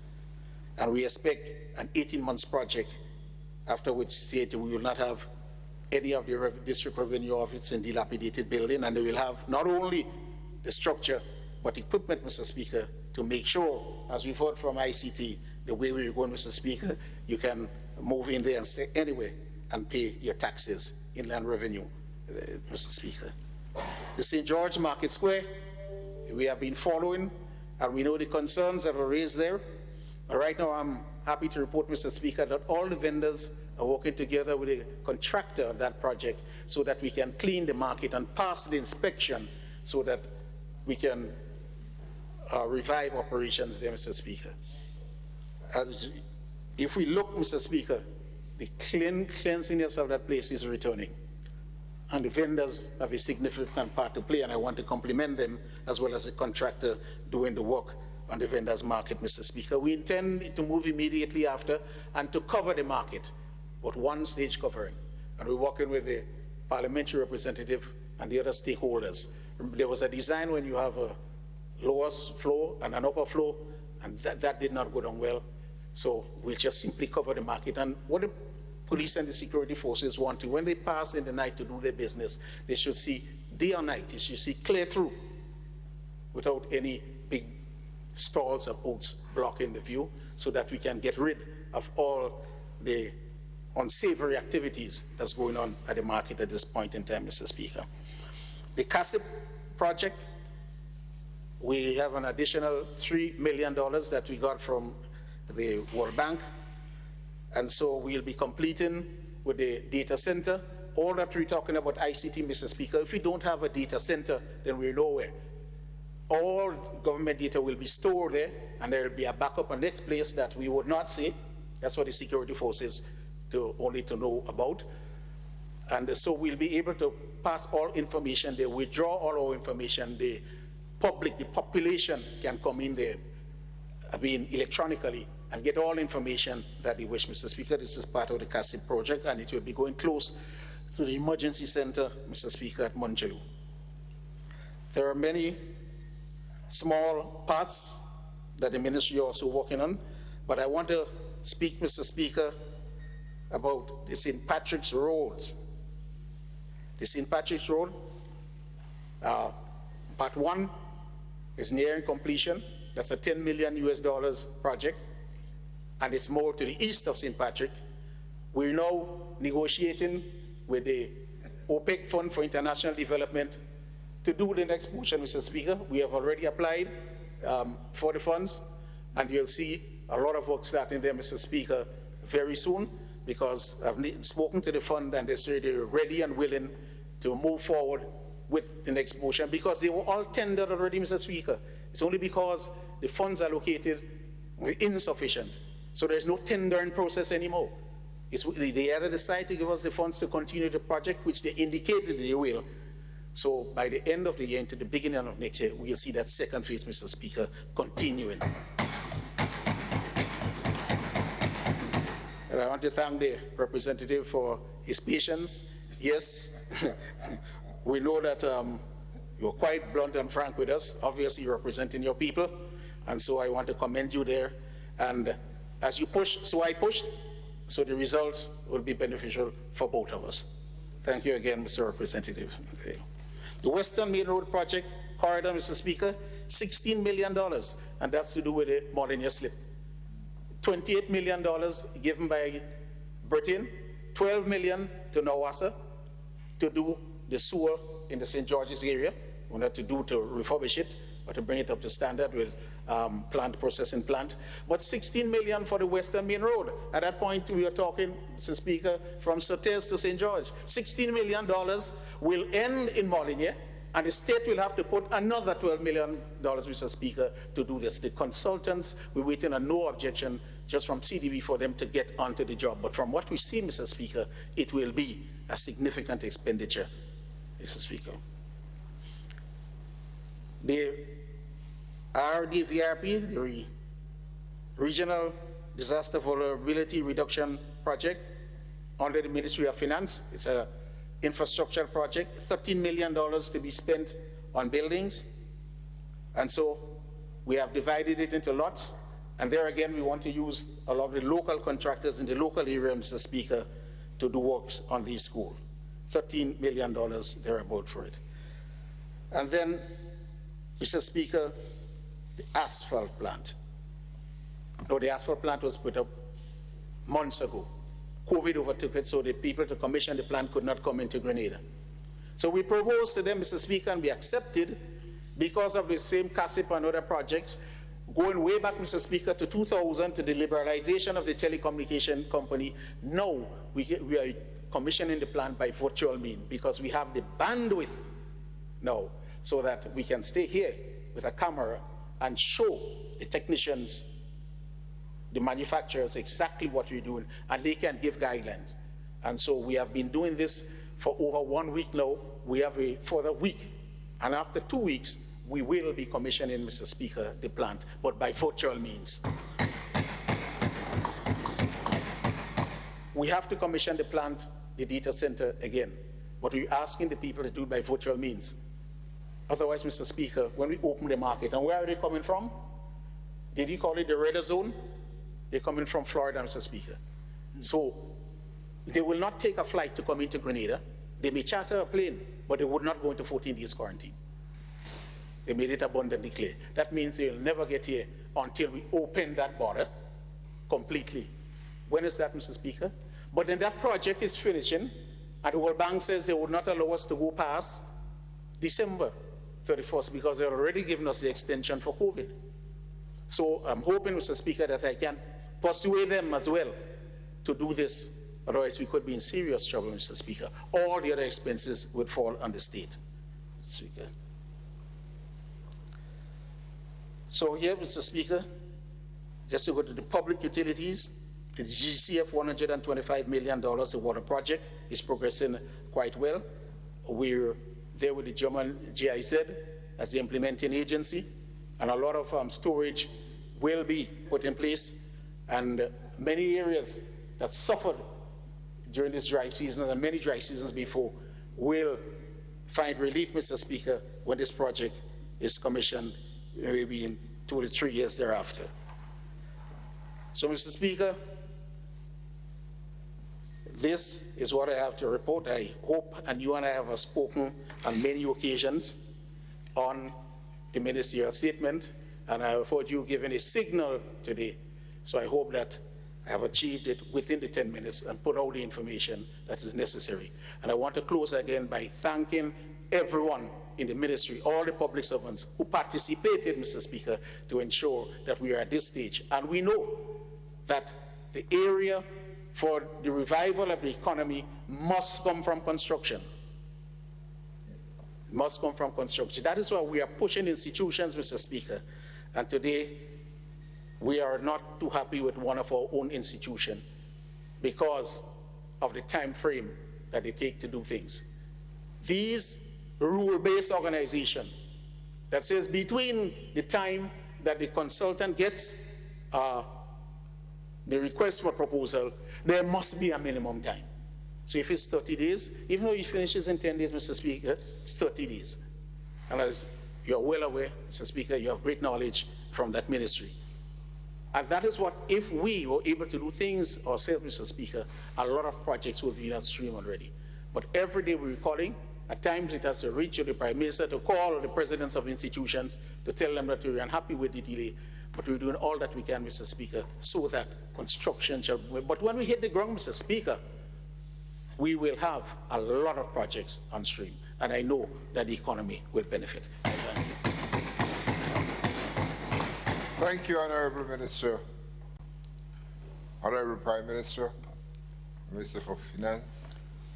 Mr. Speaker, I know it's a difficult time for all of us. It's rare that I'm getting the opportunity to speak on ministerial statement after 1 o'clock.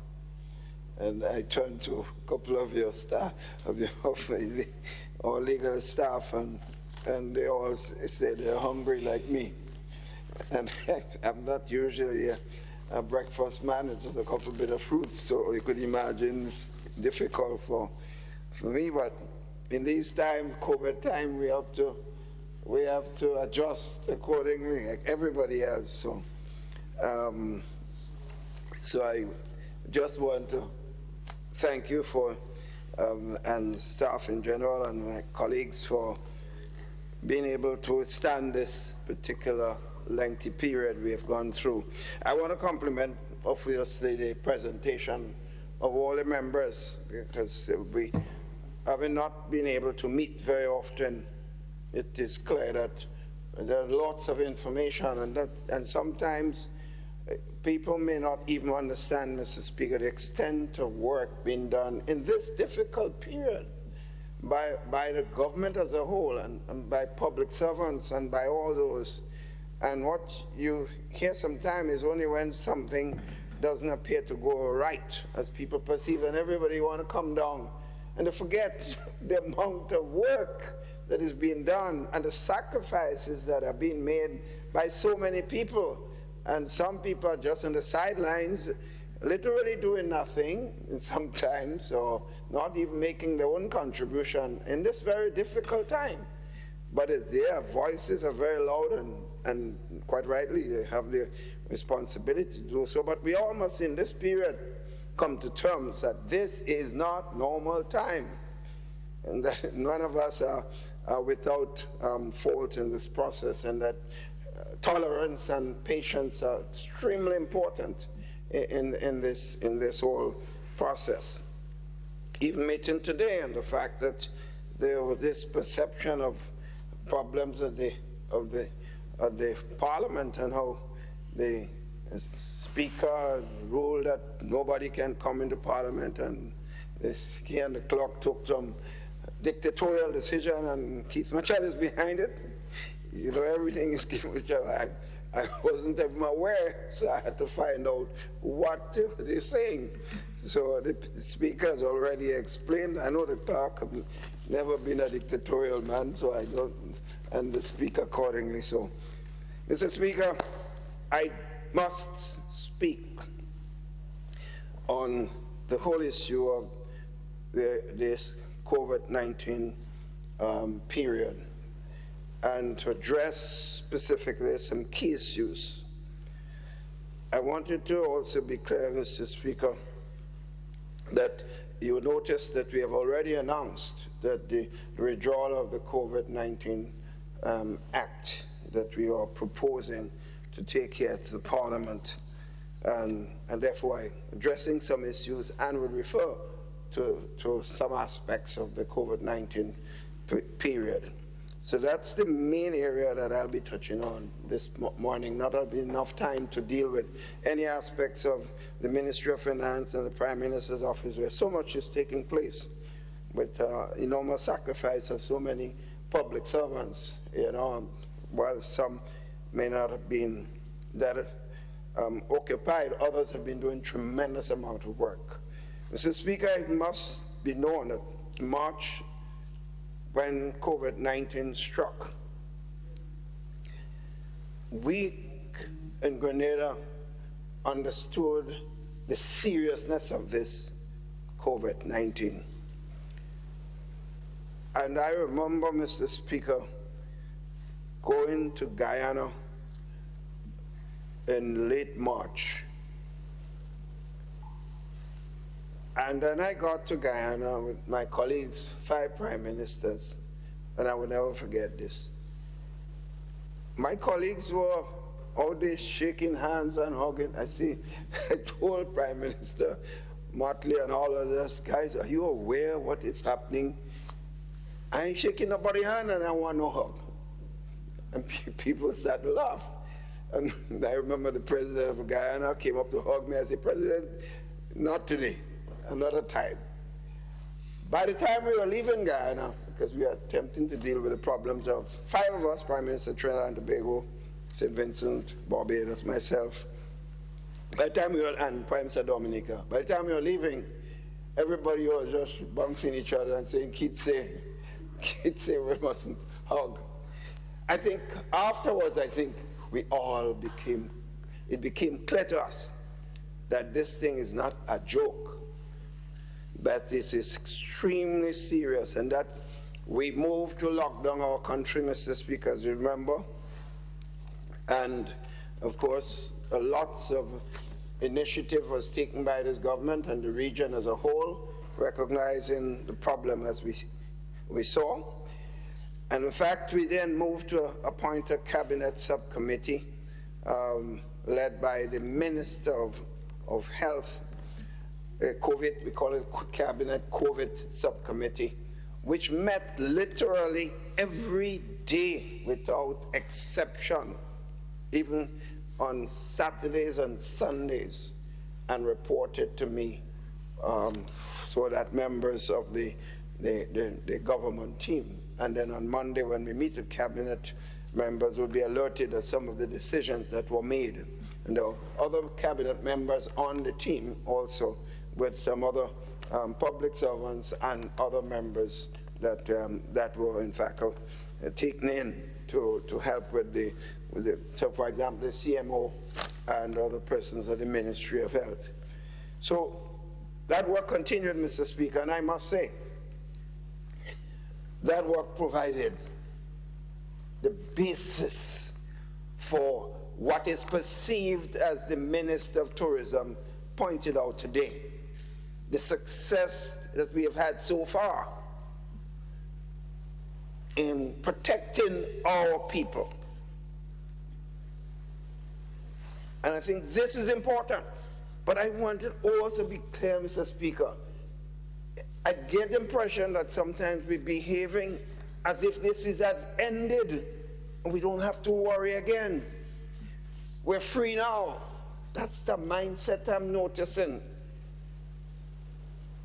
When New York was in serious trouble and people had to bring in all kinds of refrigerated trucks for bodies, people were dying in New York and the family did not know they were buried because that was the seriousness of the situation. Miami thought, and there were elements in Miami who were saying, we are not New York. Today, Miami is the one on the problem. In other words, when they thought they were free, they see now the seriousness. We know we're not free yet, Mr. Speaker. I want it to be understood. And even persons who have issues with the COVID bill, I would hope that while we talk about this, and quite rightly so, we should talk also about the fear and the problems that may emerge if we do not stay the course. I'm worried because I get impression that, and you know, there's some persons who may believe that we are being too harsh and dictatorial. I'm hearing these comments about dictatorship in trying to protect people's lives. Is that what we're talking about?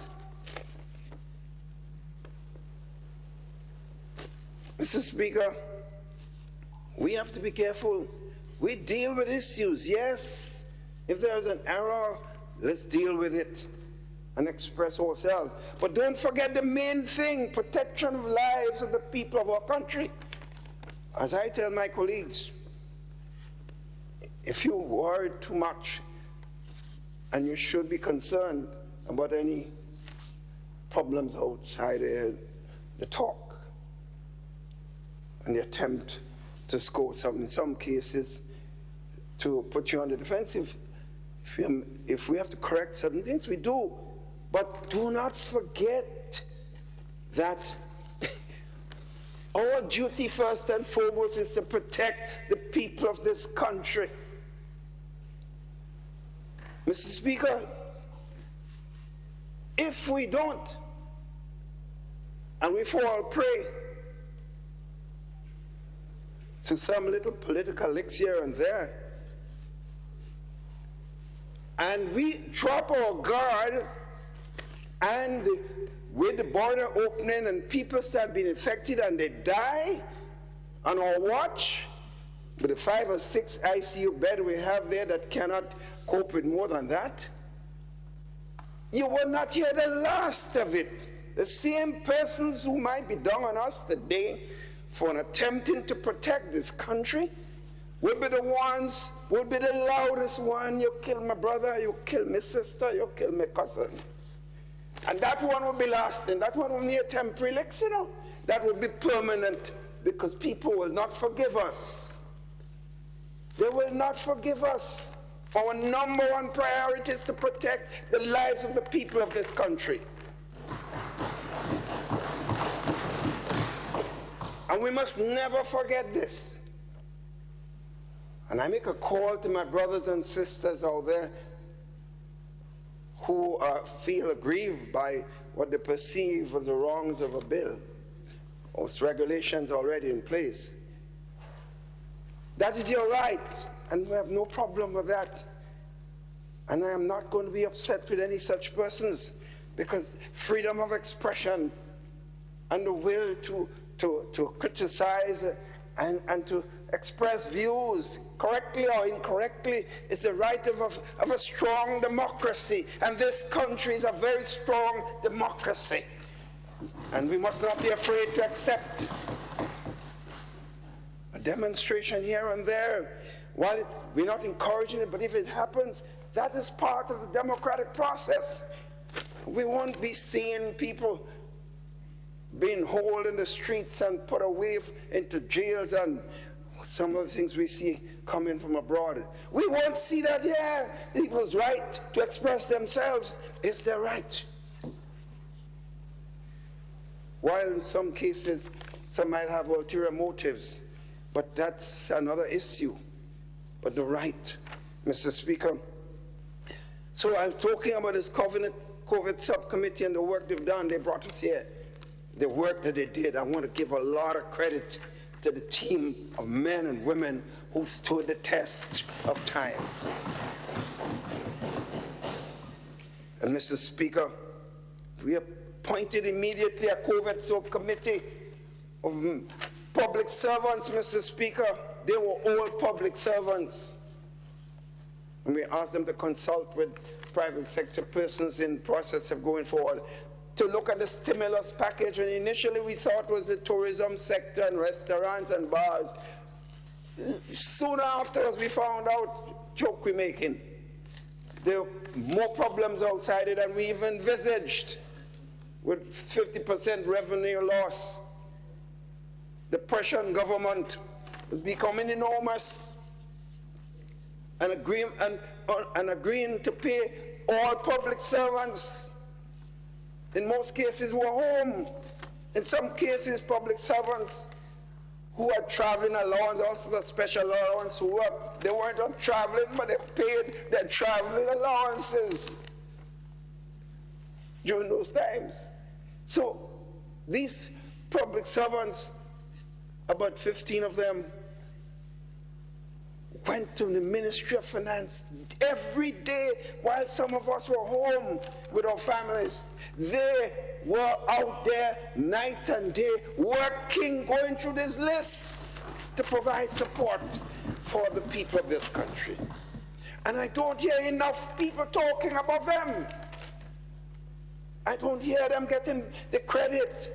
You don't have to give the government ministers the credit, but you could give these workers. And do not make it harder for them have to go and recheck lists and recheck NIS, recheck this. We should have a conscience. But they were working and continuing to work while I'm talking right now. A pile of papers with names for the next payment have gone to them, and they have to go through every one. We must not forget them. We must not forget them. I must keep repeating to thank them for their service. And that's why I wanted to speak to them, Mr. Speaker, on this important matter, because sometimes we lose bearings. We lose bearings, and we talk about one thing, and we forget sometimes the most important thing. Because I make the point, your carnival bill is coming up. And you see, if we're not careful and we concentrate on what is perceived to be the perceived ills of a bill, which is not accurate, but misinformation makes it sound so. Next thing, you have people who feel we want to be free. We should have carnival. We should be able to have jab all over the place, go on the beach and fet and lime and forget the whole thing. We're free, man. What you doing that to us? We don't have that here. I got friends of mine who tell me, Doc, what you worrying about? I don't drink a strong rum. Get rid of this thing, man. We don't need this thing. You're too hard on us. So I'm becoming a little dictator because they're trying, and the government trying to see what they do to protect people. But misinformation can send the wrong message. You see misinformation in the great United States, what it's causing. We want that here. So all of us in leadership, whether we're in parliament, whether we're in business, whether in sports, whether it's a union leader, whether we are lawyers, we have a responsibility to protect. So I want to hear the lawyers also talk about protection of the people of this country. All legal brothers and sisters, some of them were well-intentioned. They must not just talk about it. Talk about protection of the people also. What can I do? As John Kennedy has said, not just ask what my country can do for you. What can I do for my country? That's the message we need from every single Grenadian, because we are getting a lot of credit for what we have done to protect this country. And people want to come here because of that perceived safety. As the member for St. David said, me going away, I want a meeting here or going virtual. I say the same thing to you, Mr. Speaker. I'm not even interested in living in Grenada, tell all this truth. I'm not an exciting traveler in this period in the latter part of my service, but I've become worse now. I know the Minister of Foreign Affairs may have a problem because he's a traveler, and I'm not very good at that. So COVID has kept him here. He has become far more popular as a representative now because he's not traveling much these days. He's able to be all parts of the country because of his presence. COVID-19 has presented opportunities for all of us.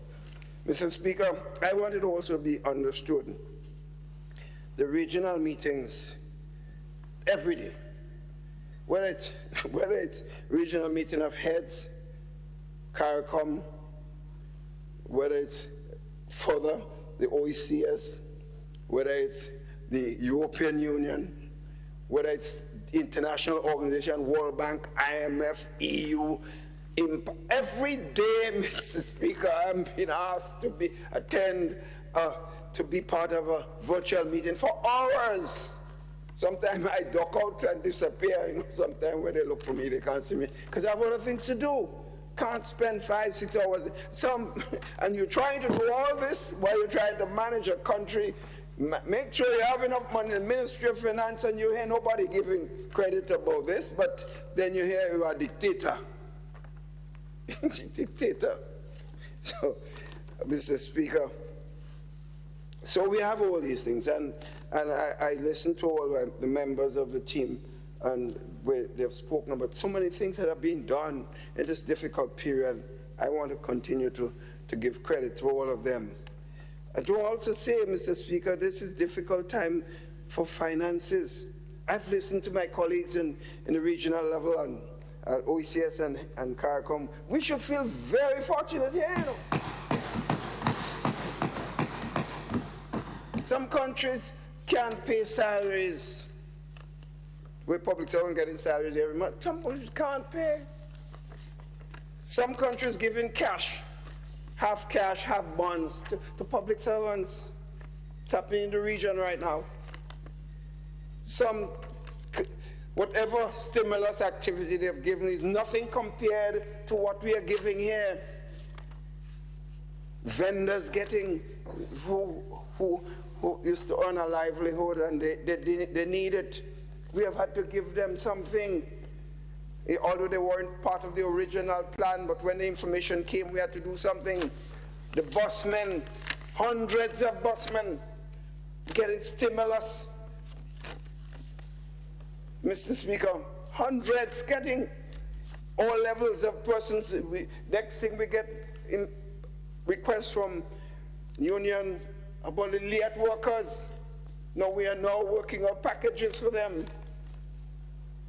The ASG workers, this airline at the airport, that service airlines, they have not received anything for months. We have now given them, I believe they should have received it by now or very soon. And more and more and more. We talked with 3 months for hotel workers. We have to extend it for another 3 months. The Minister of Tourism has just mentioned the fact that she doesn't know what's going to happen after the next 3 months, because there's no way the hotel facilities will be up and running to provide, to re-employ those staff again. There's just no way they will, Mr. Speaker. Mr. Speaker, therefore, the government is all its intention. We had an emergency of this country installed when we closed down the country, because we had to do something drastic. And therefore we presented regulations in accordance with our constitutional provisions. The Attorney General and the staff of the Ministry of Legal Affairs working night and day. They work to us every week, every 2 weeks they have to do new regulations. Nobody talks about that. But next thing you hear, they're getting criticized now for having done something wrong. So the tendency was, look, every week you have to do it, every week. So do it in one act. That was the plan. The same regulation, you know. We had an emergency declared in this country under Ivan. And all the powers here, people talking about the police now could go in and walk in and just do what they want with people. Well, in this country, Grenadians have some carry blood in them, you know. We all know this. They best behave, but when you hear they turn bad, there could be something else. So everyone, every leader knows this, and every person in Grenada knows this. Well, police could just go in and people place and do what they want. That's all the bills on the emergency powers that give restrictions for a particular period of time. And if people say that what was existing years ago shouldn't be there were several attorney generals in this country who could have said, look, let's change it. I don't know if that makes sense, but let's change it. But it was there. Nothing is new.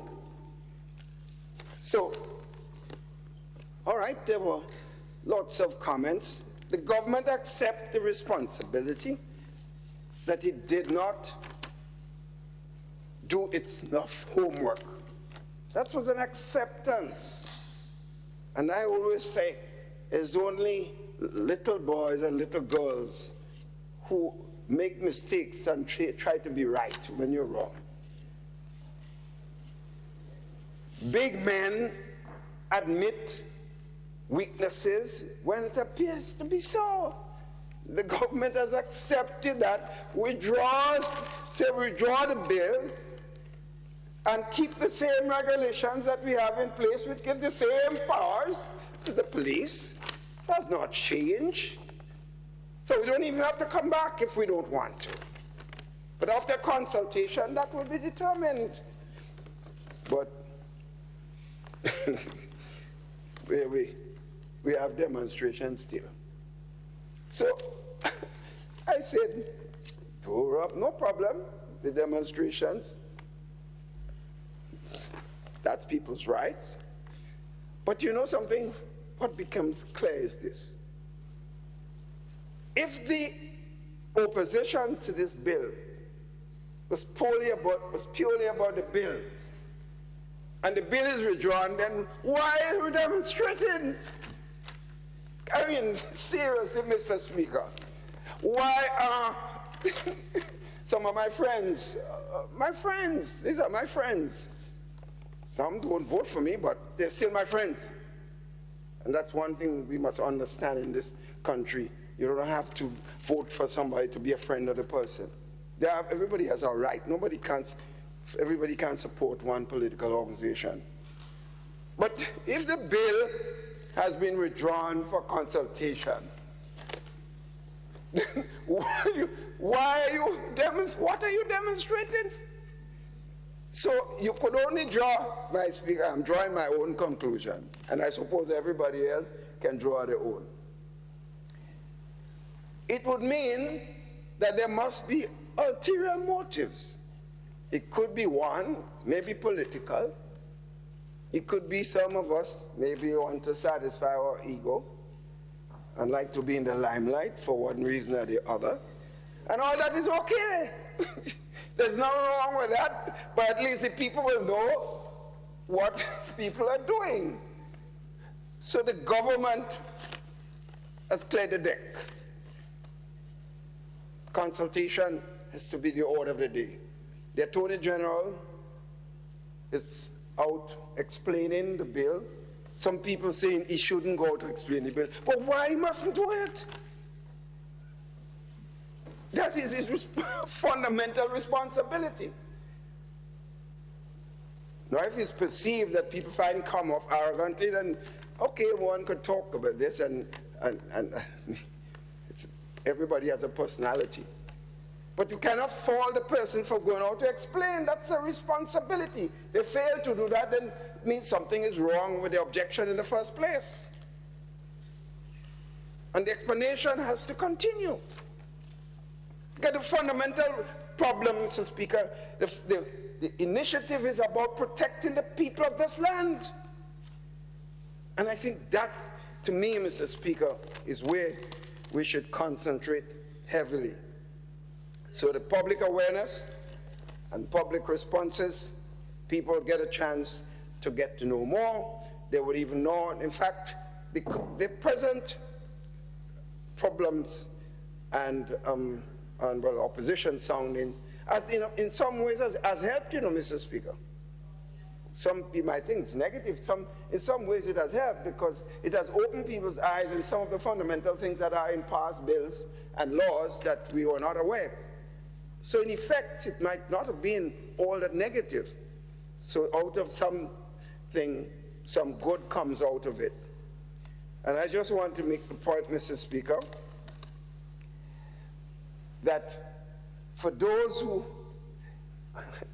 and I'm speaking to a particular group of persons now, because I've already said everybody has a right to their own views, but I noticed something happening.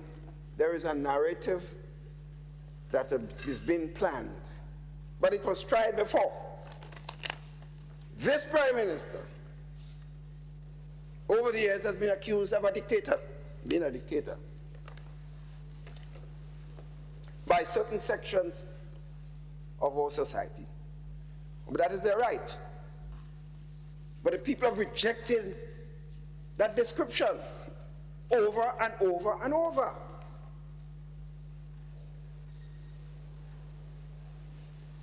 That group of persons cannot go to tell the people that the NNP government is not a working government. They cannot tell the people that the NNP government does not care about people because they've seen it. The people feel it on the ground, Mr. Speaker.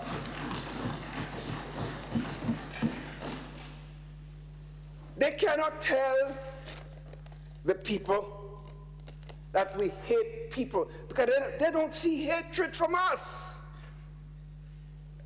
In the worst of times under criticism, they see smiling faces on the members of this House. The more they criticize me, the more smiles I give them. And the more I pray for them. Mr. Speaker, I pray for them. Because I see some of them looking older every day. Their face getting harder. And I'm worried about their physical safety. I'm worried for them. Because why are you carrying hate against somebody? If you don't like the policies, that's your right. But why are you hating to the point that you can't sleep? I had another sleepless night. Well, who caused you not to sleep? Who tells you to hate till you can't sleep? I snoring before I put my head on the bed of snoring. Because I hate nobody. I ain't no problem with nobody. I may not like somebody's policies. I may not like certain aspects. But I do not and I cannot bring myself to hate people. We'll have our battles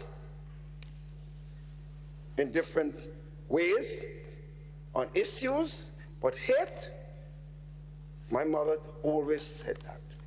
And I've watched her operate, and watched my grandmother operate. They've never been. And I always tell people, when I got involved in politics, the first time I ran, people tell me, but I don't know you well, but I know your mother.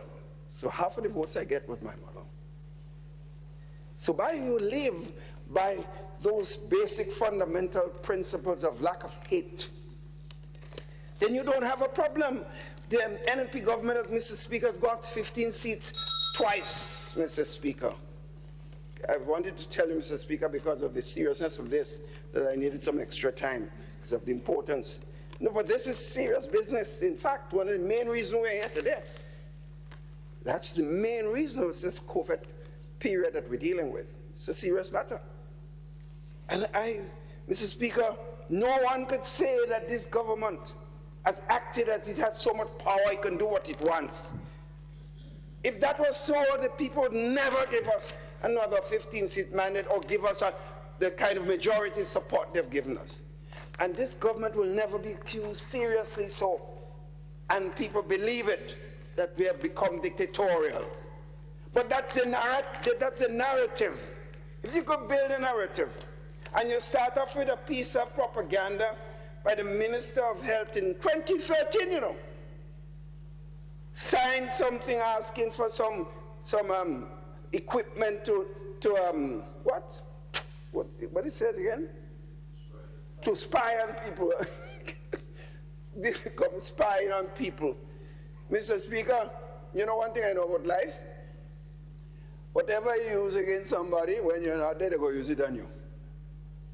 So if you bring something here now, unless you intend to stay away forever, and I always remember, I always tell people this over and over, every day I spend in this job is one more day preparing when I leave. I remember telling the police force, and the members of the police force remember this, when we were looking at the possibility of choosing, recommending a new acting commissioner. I told the whole force, I would never want to recommend, after the process is done, someone that will just be an NMP sympathizer, a friend of Keith Mitchell as police force head. Because when I'm out there as an ordinary member of the society, which I have to be sooner than later, that same person will be used by the next person against me, or members of this government. So the person I want is a person whose character and standards show some independence and principle of judgment as a leader of a police force in an independent democratic society. That is the person. And I'm proud to say we have such a person as acting commissioner of police. And I'm proud to know when I am out, I hope and pray that he will still be there.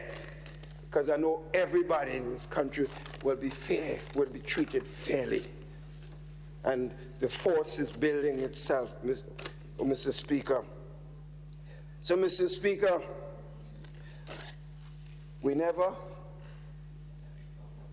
I see some persons in opposition demonstrating, but the same persons were there when the party closed down the parliament for 6 months.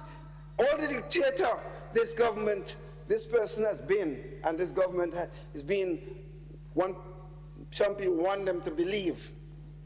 We have never closed down parliament to avoid the people speaking. We have never done it, and will never do it under my watch. Mr. Speaker, the most demonstrations you've had in this country against our government has been under the NNP government during its period of service.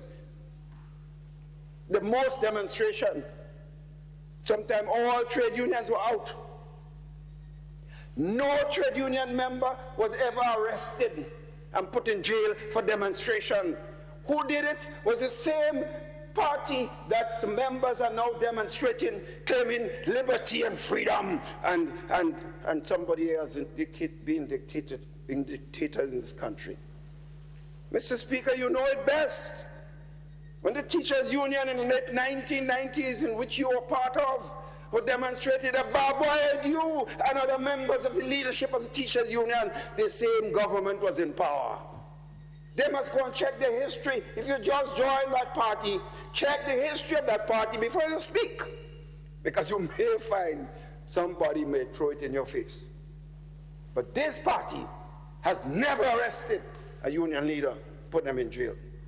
This party in power today, or in office today, I like to use the word office, has never barbed the leadership of a trade union organization. Despite the fact that we have had more stronger opposition in the streets against it in government. Never done it. and it will never happen.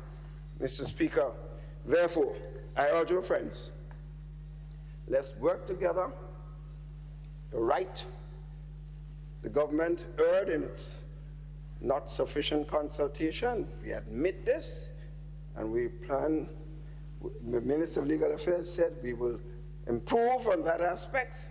Totally right. If our error, accept it, no bad intention. We will not want to interfere with anybody's fundamental rights. But let's build our country. Let us protect each other. All our families must be protected in this difficult period with a virus. Even the scientists still don't know what is happening. For 3 people to leave, go to Trinidad, coming from Grenada, and test positive, and 3 days later, 2 negative tests. It tells you that we still don't understand how this virus operates. So most likely some dead cells are still there, and they may have got it long before they came to Grenada. Mr. Speaker, let's work together, all our people, members of opposition, members of government, members of trade unions, members of everybody, let's work together, because if that virus come here, he ain't picking out NNP, you know, and NDC, or Adventist and Catholic and so on. Everybody, tout monde. Mr. Speaker, I thank you for your patience in hearing me this morning.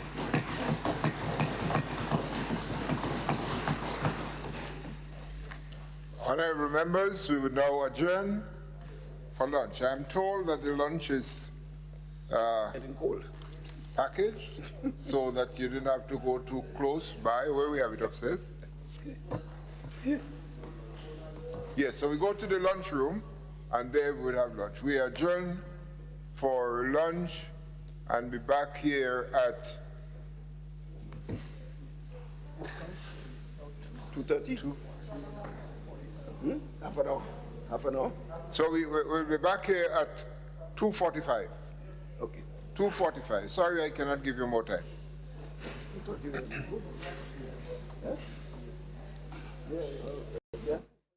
Tick, tock, toe. I win. Feel like a big kid again when you play NLA's new scratch game, Tic Tac Toe. It's instant cash on the go. Reveal 3x